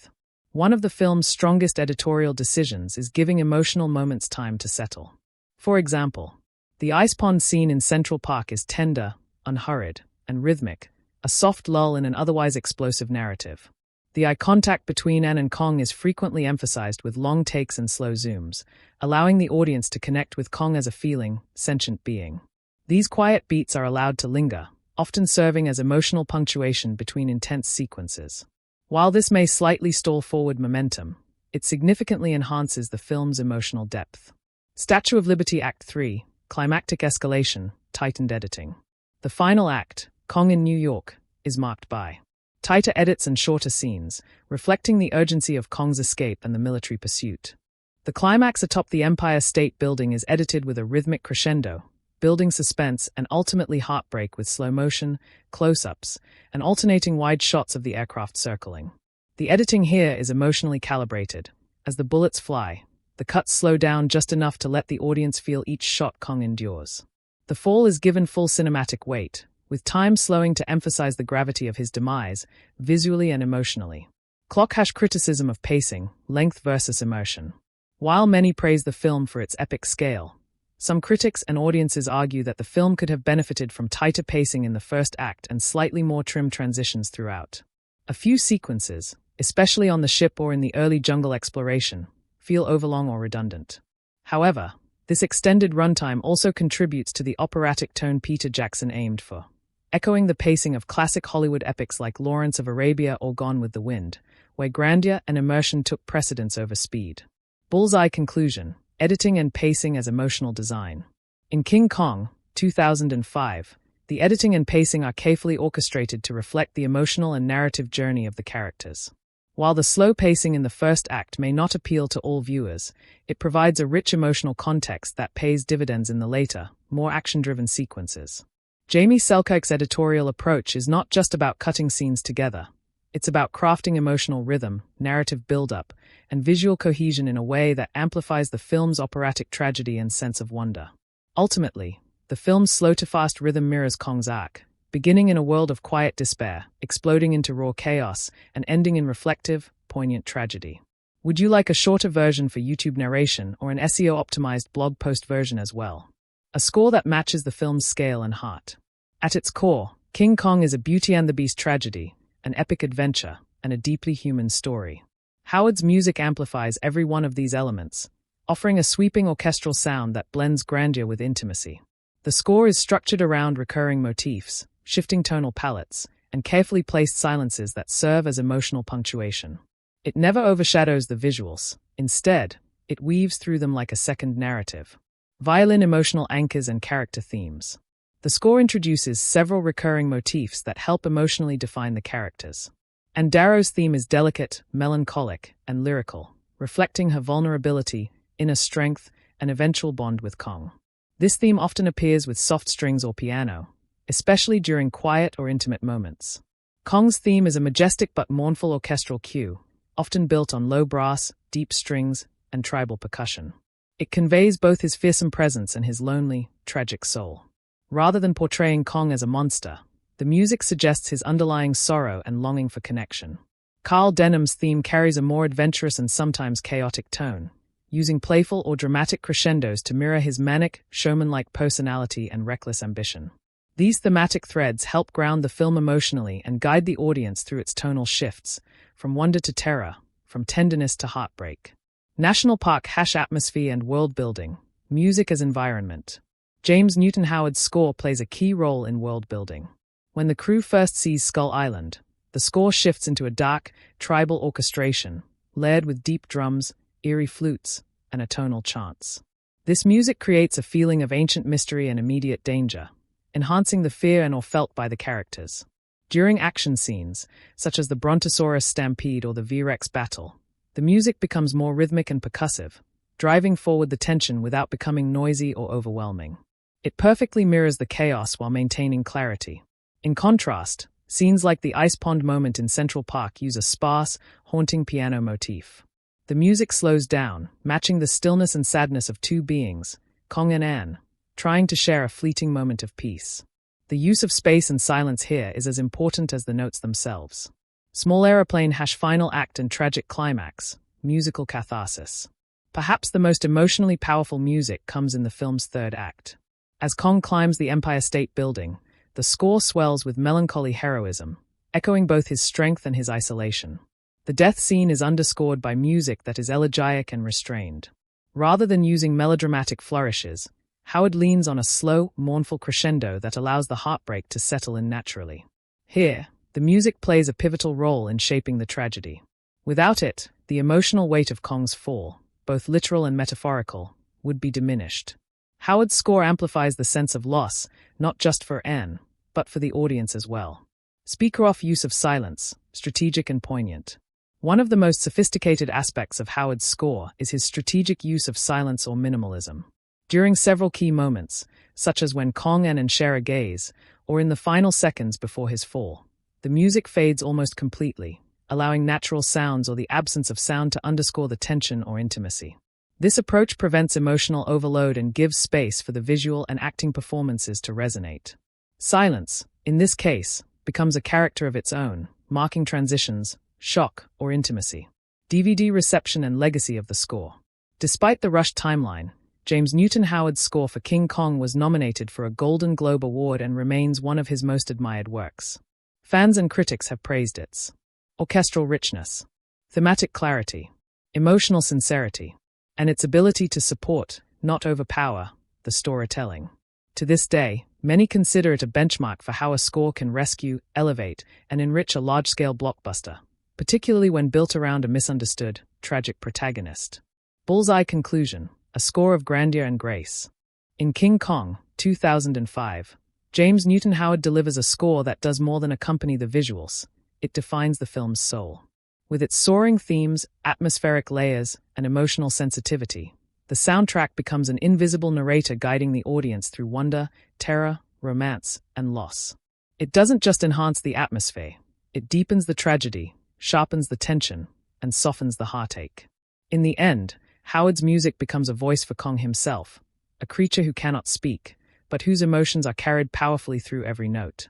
Context and background, the composer switch. Initially, King Kong was slated to be scored by Howard Shore, who had worked with director Peter Jackson on the Lord of the Rings trilogy. Shore even began composing and conducting sessions before creative differences led to his departure. This left Peter Jackson in a creative emergency just weeks before final mixing. Enter James Newton Howard, who had to compose and record over 3 hours of orchestral music in under 6 weeks, a near impossible task for most composers. But Howard, known for his work on The Village, The Sixth Sense, and Signs, rose to the occasion with one of the most emotionally resonant and thematically complex scores of his career. Musical architecture and techniques. James Newton Howard uses a rich orchestral palette inspired by classic Hollywood adventure films of the 1930s and 1940s, mirroring the era in which King Kong is set. His approach draws heavily from late Romantic composers and Golden Age film scorers like Max Steiner, who also composed for the original 1933 King Kong, Erich Korngold, and Miklos Rozsa. Techniques used. Leitmotif structure. Key themes recur and evolve throughout the film. Each character, location, or emotional shift is tied to a specific musical identity. Polyphonic layering. Multiple themes often play in counterpoint, particularly in moments of emotional conflict, such as the scenes where Ann must choose between fleeing and helping Kong. Dynamic swells and crescendos. Howard masterfully uses slow-building swells to heighten emotional beats without over-exaggeration. Cityscape at dusk. Key sequences and their musical power. 1. Opening title sequence. King Kong main title. Begins with low register strings and mournful woodwinds. Immediately sets a tone of melancholy and grandeur. Echoes the Great Depression-era setting, giving both historical and emotional weight to the story. 2. Central Park ice rink scene. A moment of pure tenderness between Kong and Ann, backed by minimal piano and soft string swells. The simplicity mirrors the emotional clarity of the moment. For a few seconds, Kong is not a monster, but a gentle being experiencing joy. The music here functions as a lullaby before the storm, contrasting with the violent finale that follows. 3. Empire State Building climb. One of the most emotionally potent sequences in film history, made unforgettable by its score alone. The music shifts between triumph and tragedy. Swelling brass and strings convey Kong's majesty, while underlying minor chords foreshadow his doom. As Kong reaches the top, the score pauses, letting the ambient sound take over before resuming with a somber elegy as the biplanes attack. 4. Final death and beauty killed the beast. A slow, descending motif dominates the moment Kong falls to his death. Howard uses sparse orchestration, mostly strings and soft horns, to convey devastation. The reprise of Ann's theme over Kong's corpse is utterly heartbreaking. This music is where we feel the loss, even without dialogue. Speaker with 3 sound waves. Sound design integration. Unlike some blockbuster scores that clash with sound effects, King Kong's score was designed to work in harmony with the film's layered soundscape. For example, during dinosaur stampedes, the music never drowns out thuds or screams but instead mimics their rhythmic pulse. During quieter moments, the score is mixed forward, allowing emotions to be driven by music rather than dialogue. This shows the collaboration between the music department and Oscar-winning sound designer Ethan Van der Ryn, enhancing the score's narrative weight. DVD musical themes, in detail. Theme description function. Ann's theme tender, sorrowful, lyrical symbolizes beauty, empathy, and emotional core. Kong's theme majestic, tragic, tribal reflects power, isolation, and misunderstood heroism. Skull Island motif dissonant, primal percussion evokes danger, ancient terror, and mystery. Carl Denham's motif brassy, quick-paced represents ambition, chaos, and showmanship. Tragic reprise slow strings, fading horns associated with Kong's death and legacy. Each theme undergoes transformation, mirroring the character's arcs. For example, Kong's theme starts aggressive but turns mournful by the end, mirroring how he evolves from feared beast to tragic hero. Satellite dish cultural and emotional resonance. James Newton Howard's King Kong score doesn't just accompany a story, it redefines how audiences perceive Kong. No longer just a giant ape, the music frames him as a romantic, Shakespearean figure, akin to Quasimodo or Frankenstein's monster, feared, misunderstood, and ultimately destroyed by the world he tried to love. In this way, the music becomes an advocate for Kong's humanity. It draws our sympathy and blurs the line between man and monster. Trophy critical acclaim and awards. Golden Globe nomination for Best Original Score. Considered by critics as a career highlight for James Newton Howard. Frequently included in rankings of best film scores of the 2000s. Even under immense production pressure, Howard produced a lush, operatic, and emotionally rich score that has stood the test of time. It's often cited in film schools and scoring seminars as a prime example of thematic development and emotional storytelling through music. Bullseye conclusion, a monumental score for a monumental film.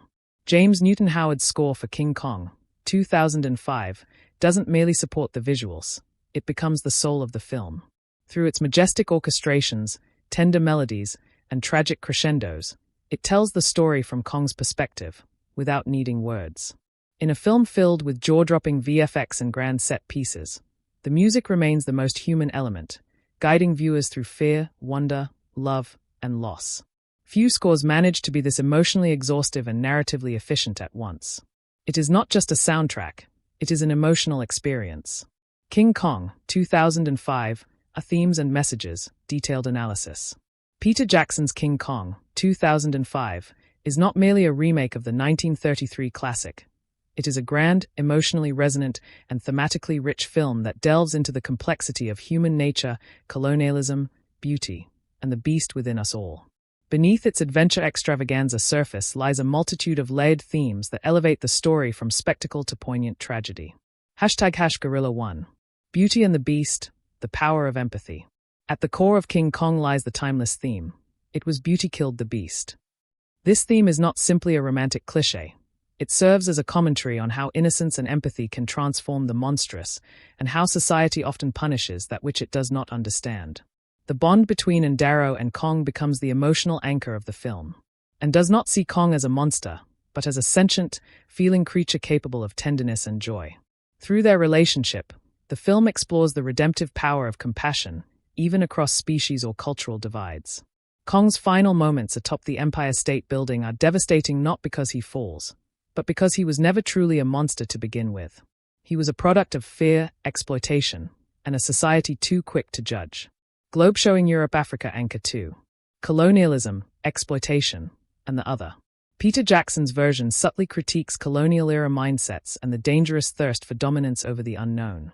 The crew's voyage to Skull Island and their capture of Kong mirror real-world colonial expeditions, where indigenous creatures and cultures were often commodified or destroyed for profit. Carl Denham, the film's ambitious filmmaker, embodies the colonial impulse. His desire to exploit Skull Island and Kong for entertainment, regardless of the cost, reflects the arrogance of Western imperialism. Skull Island itself is portrayed as a wild, untamed realm, but one that deserves respect, not conquest. The moment humans disturb this ecosystem, chaos ensues, much like the consequences of real-world colonization. Broken Heart Performing Arts 3. Tragedy of misunderstanding and isolation. Kong's journey is, above all, a tragedy of being misunderstood. Despite his immense power, Kong is deeply alone, a relic of an ancient world, surrounded by hostility. His affection for Ann is not just romantic or possessive, but represents a desperate desire for connection in a world that rejects him. The tragedy stems from the human inability to see beyond fear and appearance. Kong's death is not just the end of a creature. It is a symbolic death of empathy, of nature's last roar against civilization's cold ambition. Moneybag Movie Camera 4. Ambition and the Cost of Fame. Carl Denham's character adds a meta-layer to the film, a critique of Hollywood's obsession with spectacle and fame. His single-minded ambition, bringing Kong to Broadway, reflects how society turns tragedy into entertainment. Denham never pauses to reflect on the consequences of his actions. To him, Kong is not a living being but a ticket to box office gold. In this, the film critiques not just early 20th century entertainment culture, but also the modern media's desensitization to real suffering. Cityscape at Dusk Chart with Downward Trend 5. Nature versus Civilization.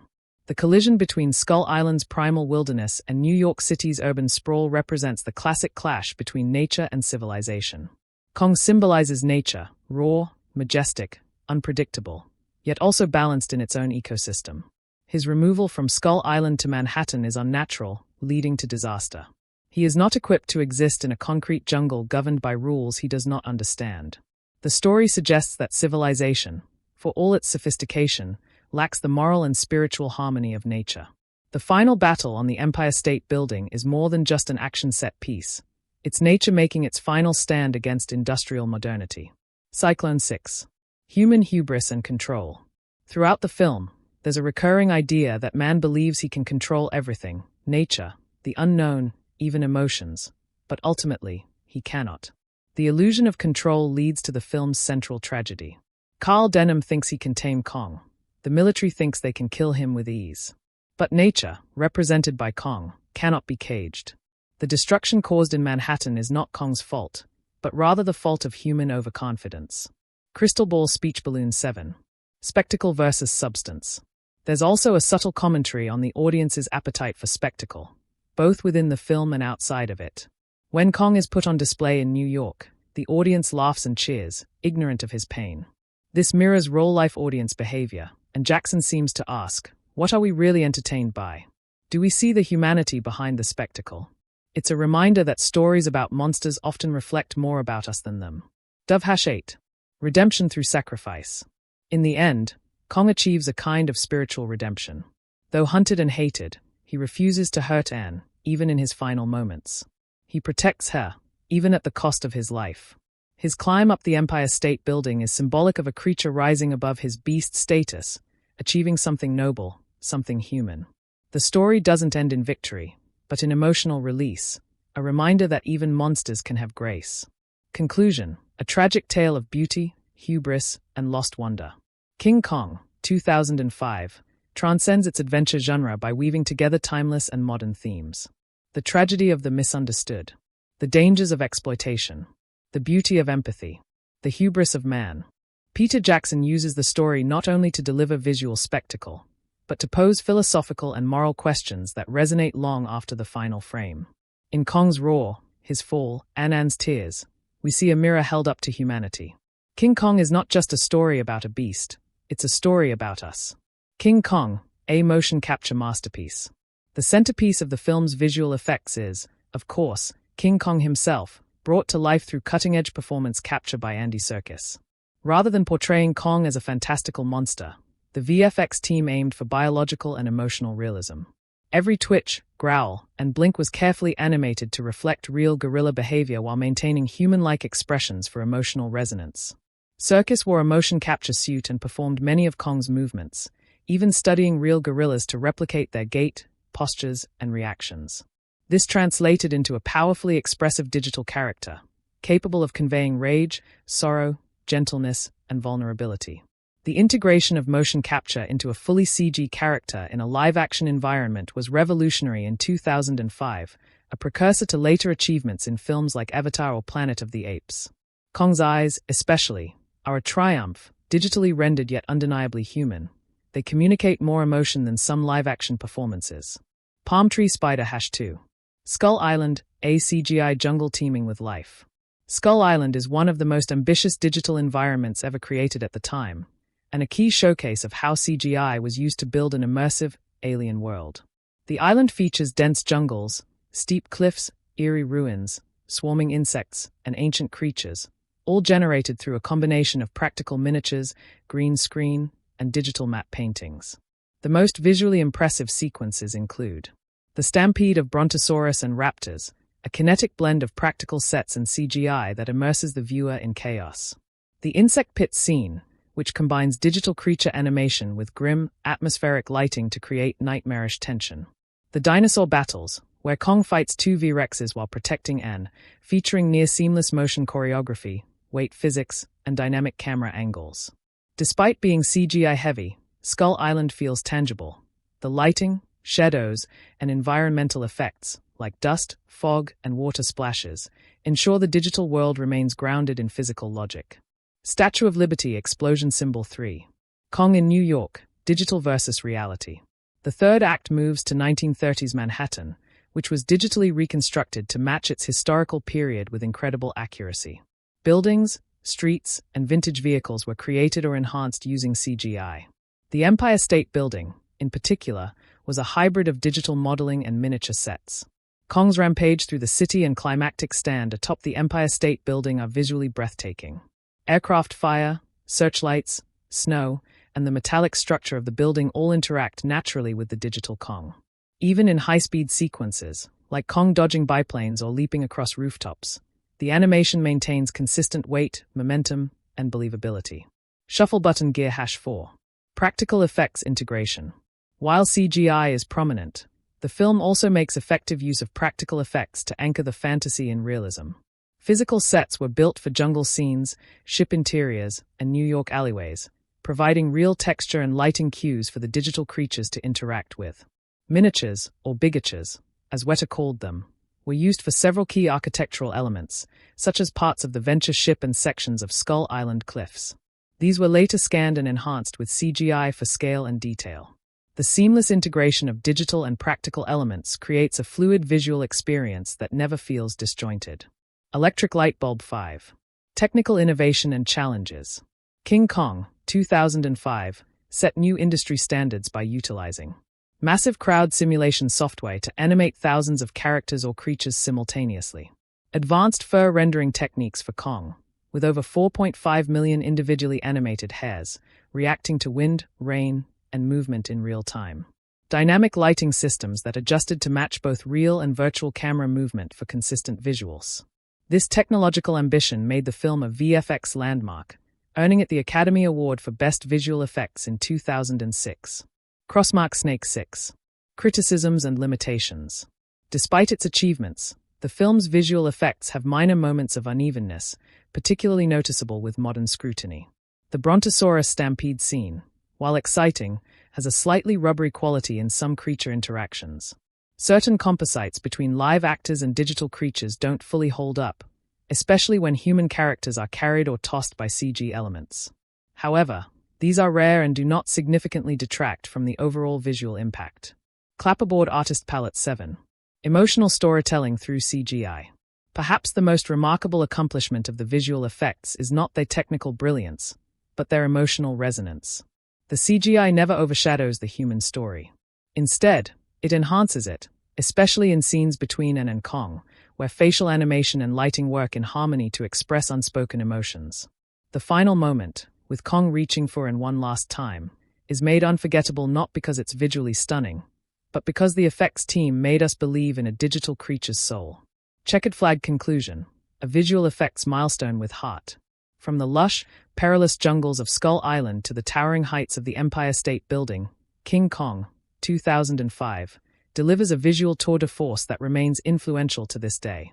Its blend of CGI and practical effects, anchored by emotional performance capture, proved that spectacle and soul could coexist in blockbuster filmmaking.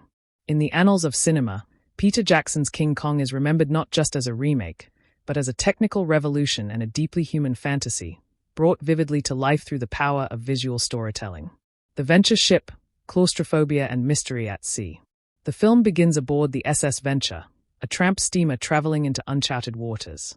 The ship's set design reflects grit, age, and tension, capturing the desperation of its crew and the mystery of their destination. Rusted metal walls, creaking wooden floors, and compact, dimly lit cabins contribute to a sense of claustrophobia and uncertainty. Props like nautical maps, rigging equipment, and vintage radios are historically accurate, immersing viewers in a Depression-era maritime environment. The ship's dark and narrow interiors serve as an early foreshadowing of the danger ahead on Skull Island. Palm Tree 2. Skull Island, a production design masterpiece. Skull Island is arguably the film's most visually distinct and thematically rich location. It is not merely a setting, but a living, breathing character of the film, brought to life through an intricate blend of practical sets, digital augmentation, and miniature models. Lizard A, the island jungle. Dense foliage, towering cliffs, foggy valleys, and twisted routes create a setting that feels primeval and untouched by time.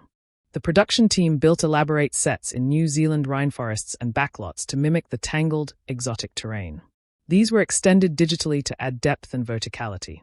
The jungle's layered design, with paths that feel both intimate and claustrophobic, mirrors the characters' descent into chaos, drawing them further into danger. Moai Stone Statue B, Native Village. The native village, located along the rocky coast, is a haunting construction of sharpened stakes, tribal symbols, bone ornaments, and towering totems. Its brutalist architecture, with jagged walls and archaic carvings, suggests an ancient, hostile civilization untouched by modern time. The grim color palette and harsh lines contrast starkly with the lush jungle, enhancing the feeling of menace and mystery. C. Creature Lairs and Caves. Several scenes take place in vast underground caverns and dinosaur lairs. These dark, damp, and ominous settings, filled with fossilized bones and alien-like vegetation, further enrich the island's ecological mythology. They also reflect a journey into the subconscious, with each layer of the island representing deeper emotional and narrative tension. Statue of Liberty 3. 1930s New York, a lavish historical reconstruction. Recreating Depression-era Manhattan was an ambitious task, and Jackson's team rose to the occasion with jaw-dropping detail. Times Square, Broadway theaters, and Central Park were all digitally and practically rebuilt to match archival references. From the neon marquees to the trolley cars and period-accurate costuming, the setting is historically rich and brimming with life. Ann Darrow's apartment, with its peeling wallpaper and second-hand furnishings, embodies the era's economic hardship while also revealing her character's resilience. The Empire State Building, central to the film's climax, was recreated with exacting precision. The building's interior elevators, girders, and rooftop were reproduced through a mix of digital modeling and physical set construction. Snowfall, traffic, and bustling pedestrians add to the sense of a living metropolis, contrasting dramatically with the untamed wilderness of Skull Island. Performing Arts 4. Symbolic function of the sets. The settings are not just backdrops. They symbolize the emotional and thematic journey of the characters. The cramped cityscapes reflect societal constraint and ambition. The island's wild terrain represents the unknown, primal fear, and the beauty of untamed nature. The Empire State Building, towering above all, becomes a tragic pedestal, a symbol of man's technological achievement and hubris, and ultimately, the site of loss and sacrifice. Gear 5. Behind-the-scenes excellence. The achievement of the production design team, led by Grant Major, production designer, and Dan Henna, art director, is remarkable. They combined on-location shooting in New Zealand with elaborate indoor soundstage work. Dozens of physical sets were constructed, some of them enormous, like the ship deck and Skull Island cliffs, while others were highly detailed miniatures, allowing for realistic close-ups. The blending of digital extensions with practical builds ensured the sets felt grounded and interactive, never sterile or artificial. 6. Immersion and world building. Ultimately, King Kong, 2005, succeeds because its locations aren't just eye candy. They are fully realized worlds that support and elevate the narrative.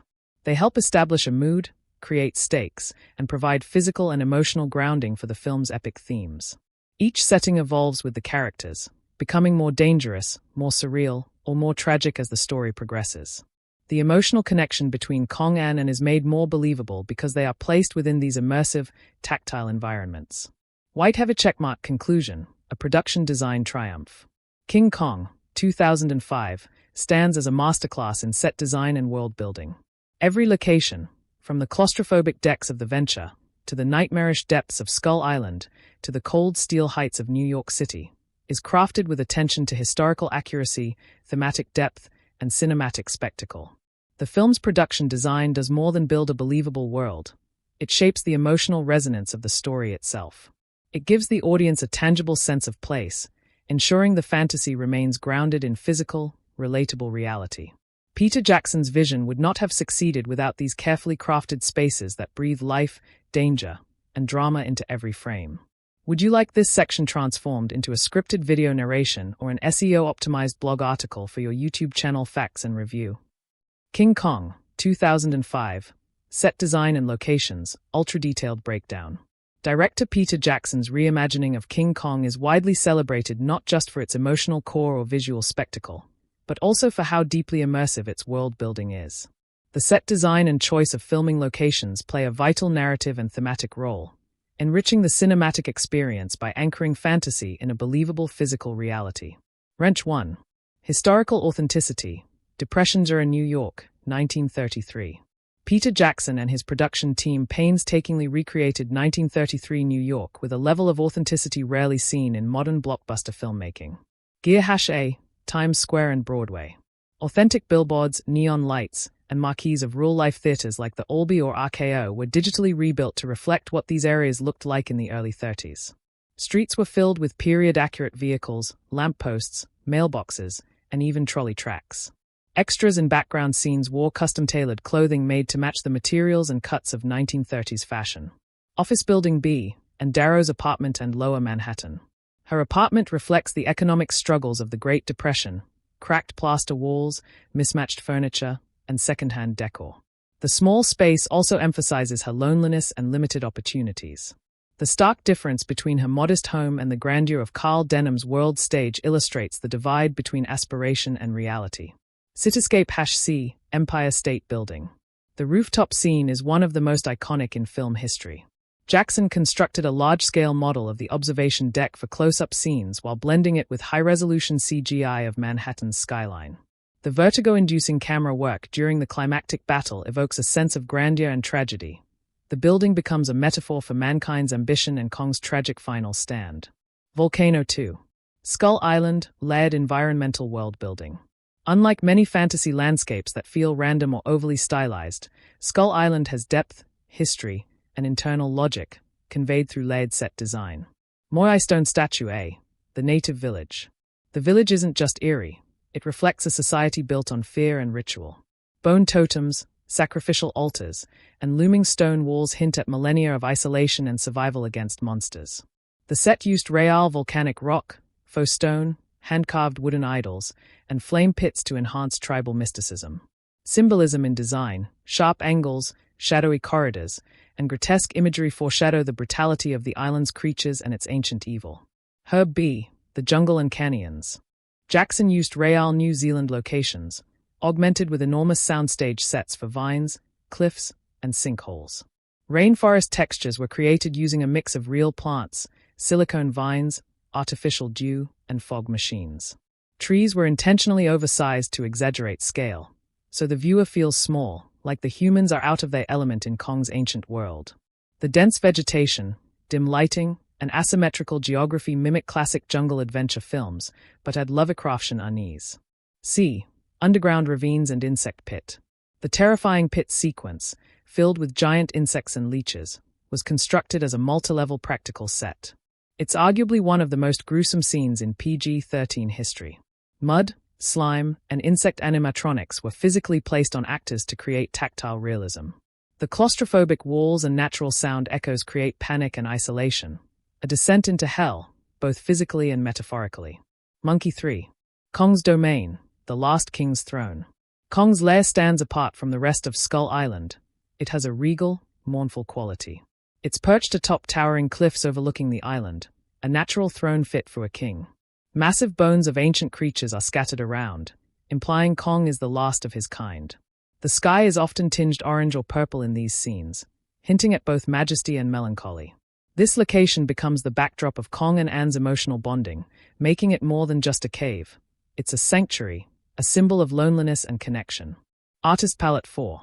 Design techniques and world-building philosophy. Jackson and production designer Grant Major didn't just build cool sets. They reverse-engineered a believable world. A. Layered textures. Environments were designed with wear, decay, and age. For instance, paint peeled naturally, moss grew unevenly, metal rusted in logical places. Realistic weathering made everything feel lived in rather than placed for the camera. B. Hybrid approach, practical plus CGI. Skull Island and New York featured seamless integration of practical sets with digital extensions. Example, a 100-foot-tall practical wall was built on Skull Island, then digitally extended to seem 1,000 feet tall with watchtowers and battlements. C. Real locations plus backlot mirroring. Much of the shipboard and jungle scenes were shot in New Zealand, where similar natural geography helped the team create optical continuity between indoor and outdoor shots. The village and some ship interiors were built to swing, shake, and tilt to simulate storms, adding realism to actor performances. Performing Arts 5. Symbolism and emotional connection through place. Every setting has emotional subtext. New York represents civilization, spectacle, ambition, and control. Skull Island represents chaos, nature, the unknown, and primal instinct. Kong's lair represents loneliness, memory, and fading grandeur. Locations are not just backdrops, they mirror characters' internal journeys, especially Kong and Ann. As their relationship grows, the world around them becomes more intimate, even within monstrous surroundings. Whiteheaver checkmark Final Thoughts, a landmark in production design. The set design and location planning in King Kong, 2005, is a benchmark in cinematic craftsmanship. It goes beyond surface visuals. It's an architectural foundation for emotion, character, and theme. From the gritty streets of 1930s New York to the mythic wilds of Skull Island, every set feels intentional, symbolic, and alive. Peter Jackson didn't just remake King Kong. He rebuilt its world from the ground up, using physical artistry and digital innovation in perfect harmony. Would you like this detailed breakdown repackaged as a voiceover script, YouTube video essay, or an SEO blog post for your facts and review channel? I can format it based on your audience's preferences. King Kong, 2005. dialogue and script analysis, in great detail. Peter Jackson's King Kong, 2005, is not only a visual spectacle but also a character-driven epic, anchored by a screenplay that walks a careful line between classic homage and emotional modern storytelling. Co-written by Peter Jackson, Fran Walsh, and Philippa Boyens, the script blends old Hollywood grandeur with 21st-century emotional nuance. Speaking head in silhouette #1. Naturalism meets nostalgia. The dialogue in King Kong is both era-appropriate and emotionally authentic. Set in the 1930s, the characters speak with the cadence and tone of the Depression era, yet their conversations remain accessible to modern viewers. This careful balance lends the film a timeless quality. Characters like Carl Denham speak in fast-paced, showman-style bursts, evoking Orson Welles or Howard Hawks-era dialogue. "I'm someone you can trust. I'm a movie producer." Ann Darrow, by contrast, has lines rooted in gentleness and quiet resilience, reflecting her role as both the heart of the story and Kong's human connection. "He's not a monster, he's just scared." The dialogue never feels overstuffed or overly poetic. It serves character motivation and thematic clarity rather than florid exposition. Performing arts too. Character-specific voice. Each main character is written with a distinct linguistic personality, which enhances their dimensionality. Carl Denham, Jack Black. His dialogue is self-aggrandizing, manipulative, and fast-talking. He speaks like a man always selling something. He uses words to deflect responsibility and push forward his ambition. Even in moments of danger, his pitching ideas or spinning reality. Broken Heart and Darrow, Naomi Watts.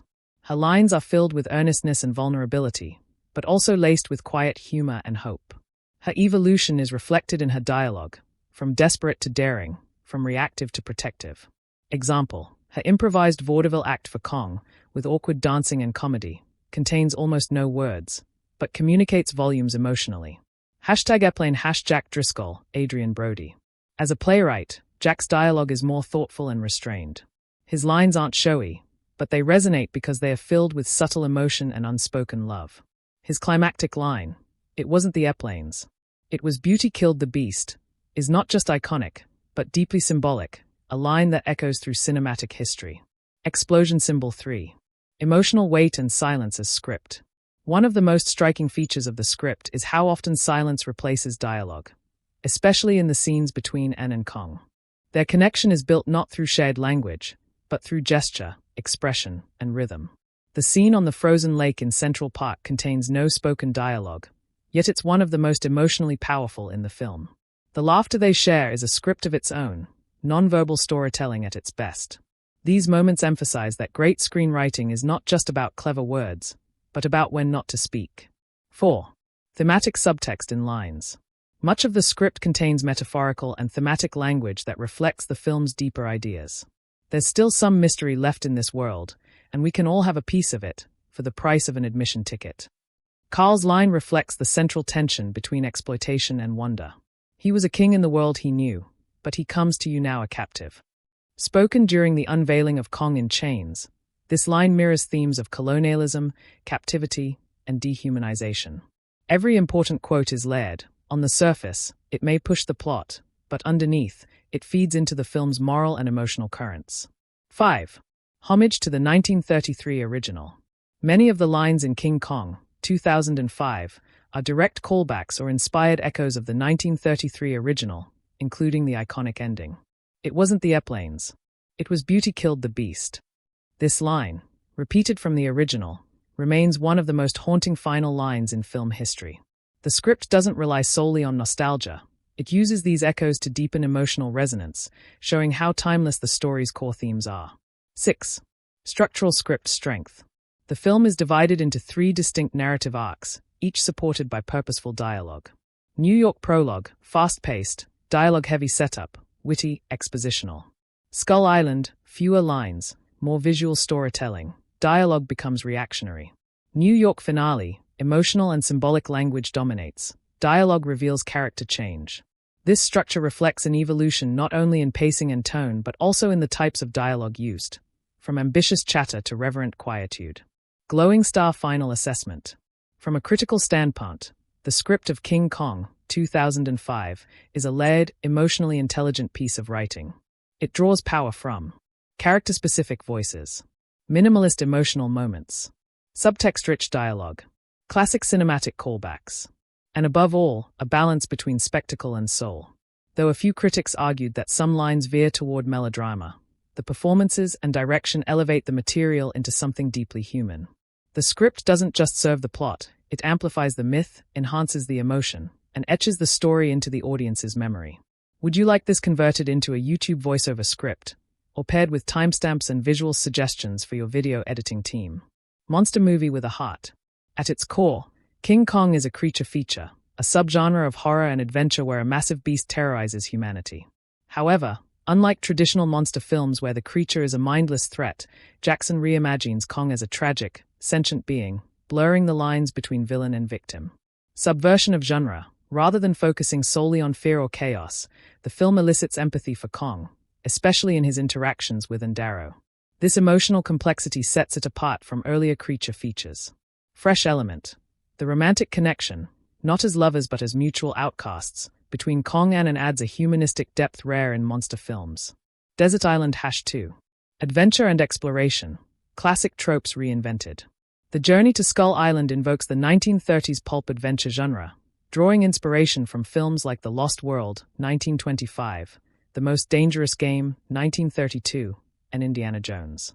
The tropes are familiar: uncharted lands, mysterious creatures, ancient tribes. But King Kong revitalizes them with state-of-the-art visuals, darker themes, and modern pacing. Execution. Jackson heightens the danger and strangeness of the island. The insect pit sequence is horror at its most grotesque, while the dinosaur stampede recalls classic matinee action, both pushing genre boundaries. Clichés or innovation. While it uses familiar set pieces, the execution is innovative, with immersive camera work, longer takes, and realistic peril that transcends pulp adventure into full-scale cinematic immersion. Performing Arts 3. Drama and romance, emotional core of the film. One of the most surprising genre layers is the melancholic romantic tragedy at the heart of the story. The emotional bond between Ann and Kong adds Shakespearean-level pathos, turning what could have been a one-note fantasy epic into a heart-wrenching love story about connection across species and worlds. The ending evokes not just spectacle, but tragedy, echoing Romeo and Juliet, Frankenstein, and even Beauty and the Beast. Jackson's Kong doesn't just die as a beast, he dies as a symbol of misunderstood nobility, delivering powerful commentary on exploitation, innocence, and human cruelty. 4. Action and suspense, genre high points. As an action-adventure film, King Kong contains several standout sequences that deliver high tension and spectacle. The V-Rex battle is a genre-defining moment, long, kinetic, brutal, and emotionally driven. The Empire State Building climax is both a technical and emotional crescendo, mixing action choreography with vulnerability and visual poetry. The insect pit and stampede scenes raise the stakes, combining physical danger with horror movie atmosphere. Jackson uses extended set pieces, sometimes pushing audience endurance, to drive home the peril. Though some critics found these scenes overly long, they reflect Jackson's goal: epic-scale storytelling, unafraid to immerse viewers in danger for long periods. Face with Tears of Joy 5. Comedy and lightness, balanced sparingly. While King Kong is largely serious in tone, it uses light moments of humor to provide relief from the intensity. Ann's vaudeville act on Skull Island is a brilliant use of physical comedy, not only to entertain Kong, but to develop their relationship. Carl Denham's egocentric rants serve as comic satire of Hollywood ambition and hubris. Jackson wisely ensures humor never undermines the gravity of the narrative. Instead, it reinforces character and setting, adding texture without tonal whiplash. 6. Genre fusion, seamless or clashing. King Kong succeeds in fusing genres rather than clashing them. Each element, be it horror, romance, action, or tragedy, is given ample time to breathe. Pacing choices. Some viewers criticize the film's 3-hour runtime as indulgent, particularly in its slower first act. However, this length allows Jackson to honor each genre component, developing character and emotional stakes before unleashing spectacle. Narrative cohesion. Despite its genre hopping, the narrative flows smoothly, anchored by consistent character arcs and thematic through-lines. Bullseye final verdict, masterful genre execution. From a genre execution standpoint, King Kong, 2005, is a masterclass in multi-genre filmmaking. It doesn't just follow conventions, it elevates them. It turns a monster movie into a romantic tragedy. It turns pulp adventure into mythic fantasy. It uses visual horror to deepen emotional resonance. And it celebrates the spirit of classic cinema while applying modern emotional intelligence and cinematic innovation. In doing so, Jackson crafts a film that is epic in scale, intimate in feeling, and bold in genre ambition, a rare blend that continues to resonate 2 decades later. Colonialism and exploitation of the other. At the heart of King Kong lies a powerful allegory of imperialism and the exploitation of the unknown.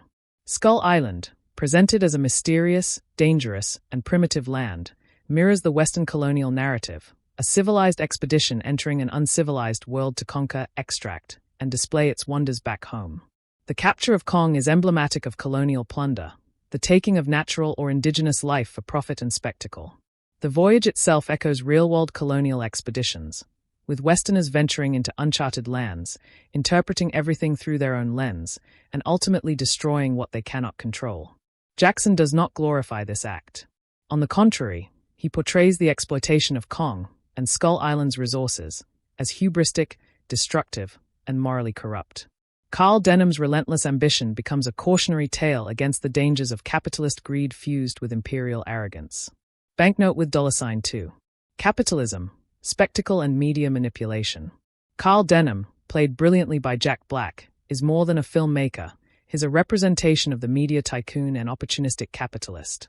His hunger for success, fame, and financial gain leads him to risk lives, misrepresent truth, and commodify a living being. His decision to display Kong in chains on Broadway becomes a critique of commercial exploitation. The creature, torn from his natural environment and paraded before the wealthy elite, serves as a biting indictment of how entertainment industries often dehumanize and commodify life for profit. The parallels to modern media sensationalism are stark.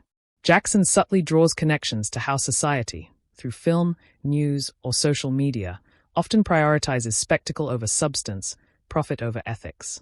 Denham's arc is not redemptive. He ends the film deluded, still quoting the infamous line, "It wasn't the airplanes. It was beauty killed the beast," refusing to accept his role in the tragedy, a chilling commentary on how media figures can spin narratives to dodge accountability. Woman #microphone 3. Gender dynamics and feminine agency. Ann Darrow's portrayal in Jackson's King Kong marks a significant evolution from her original 1933 characterization. In the earlier version, she is largely a damsel in distress, whose primary role is to scream and be rescued. In 2005, however, Naomi Watts is empathetic, courageous, and emotionally intelligent. She actively bonds with Kong, using performance, kindness, and understanding, not just fear or passivity, to build trust. Ann's relationship with Kong becomes symbolic of a woman asserting agency in a male-dominated world, using compassion rather than control. That said, the film still reflects certain gendered tropes, especially in its portrayal of beauty taming the beast. While Jackson complicates this narrative with genuine emotional depth, some critics have noted that Ann's character arc still ultimately revolves around male desire, whether from Kong, Denham, or Jack Driscoll. Nevertheless, the film's intent seems to be a reclamation of feminine power through empathy, contrasting it against masculine violence and ambition. Cityscape #4. Urban civilization versus nature. The dichotomy between modern urban society, New York City, and untamed nature, Skull Island, offers a layered critique of industrialization, environmental destruction, and the alienation of the natural world. New York is depicted as cold, profit-driven, and isolating. Kong, who thrives in the freedom of the wild, becomes a prisoner and victim of modernity. The final battle atop the Empire State Building, one of the ultimate symbols of Western progress and industrial might, becomes a poignant metaphor for the fatal clash between nature and civilization. Jackson mourns the loss of wildness, of beauty unsuited for civilization, echoing contemporary concerns about environmental degradation, species extinction, and the consequences of trying to dominate rather than coexist with the natural world. Warning sign #5. Race, stereotypes and ethical shortcomings. One of the more controversial aspects of King Kong, 2005, is its depiction of the indigenous people of Skull Island. Though Jackson leans into horror tropes to portray them as terrifying and otherworldly, this portrayal has been criticized for being racially charged and overly dehumanizing. The natives are shown as brutal, voiceless, and almost demonic, continuing a legacy of colonial-era stereotypes about savage tribes that many hoped would be reimagined in a more nuanced way in a 21st-century adaptation. The lack of cultural depth or individual identity among the islanders leaves them feeling like plot devices rather than people, raising valid concerns about racial representation and ethical responsibility in storytelling. While the film critiques colonialism, it arguably perpetuates some of the same harmful visuals it seems to condemn, creating a tension between intent and execution. Performing arts final thoughts, a film rich in subtext, but not without contradictions. Peter Jackson's King Kong, 2005, ambitiously tackles several layers of social and cultural commentary, embedding critiques of colonialism, capitalism, media ethics, gender, and environmentalism within a blockbuster framework. These messages often come across organically, growing from character motivations, visual juxtapositions, and thematic arcs. However, some of the film's representation choices, particularly regarding race and cultural othering, reveal blind spots in its otherwise thoughtful deconstruction. These contradictions,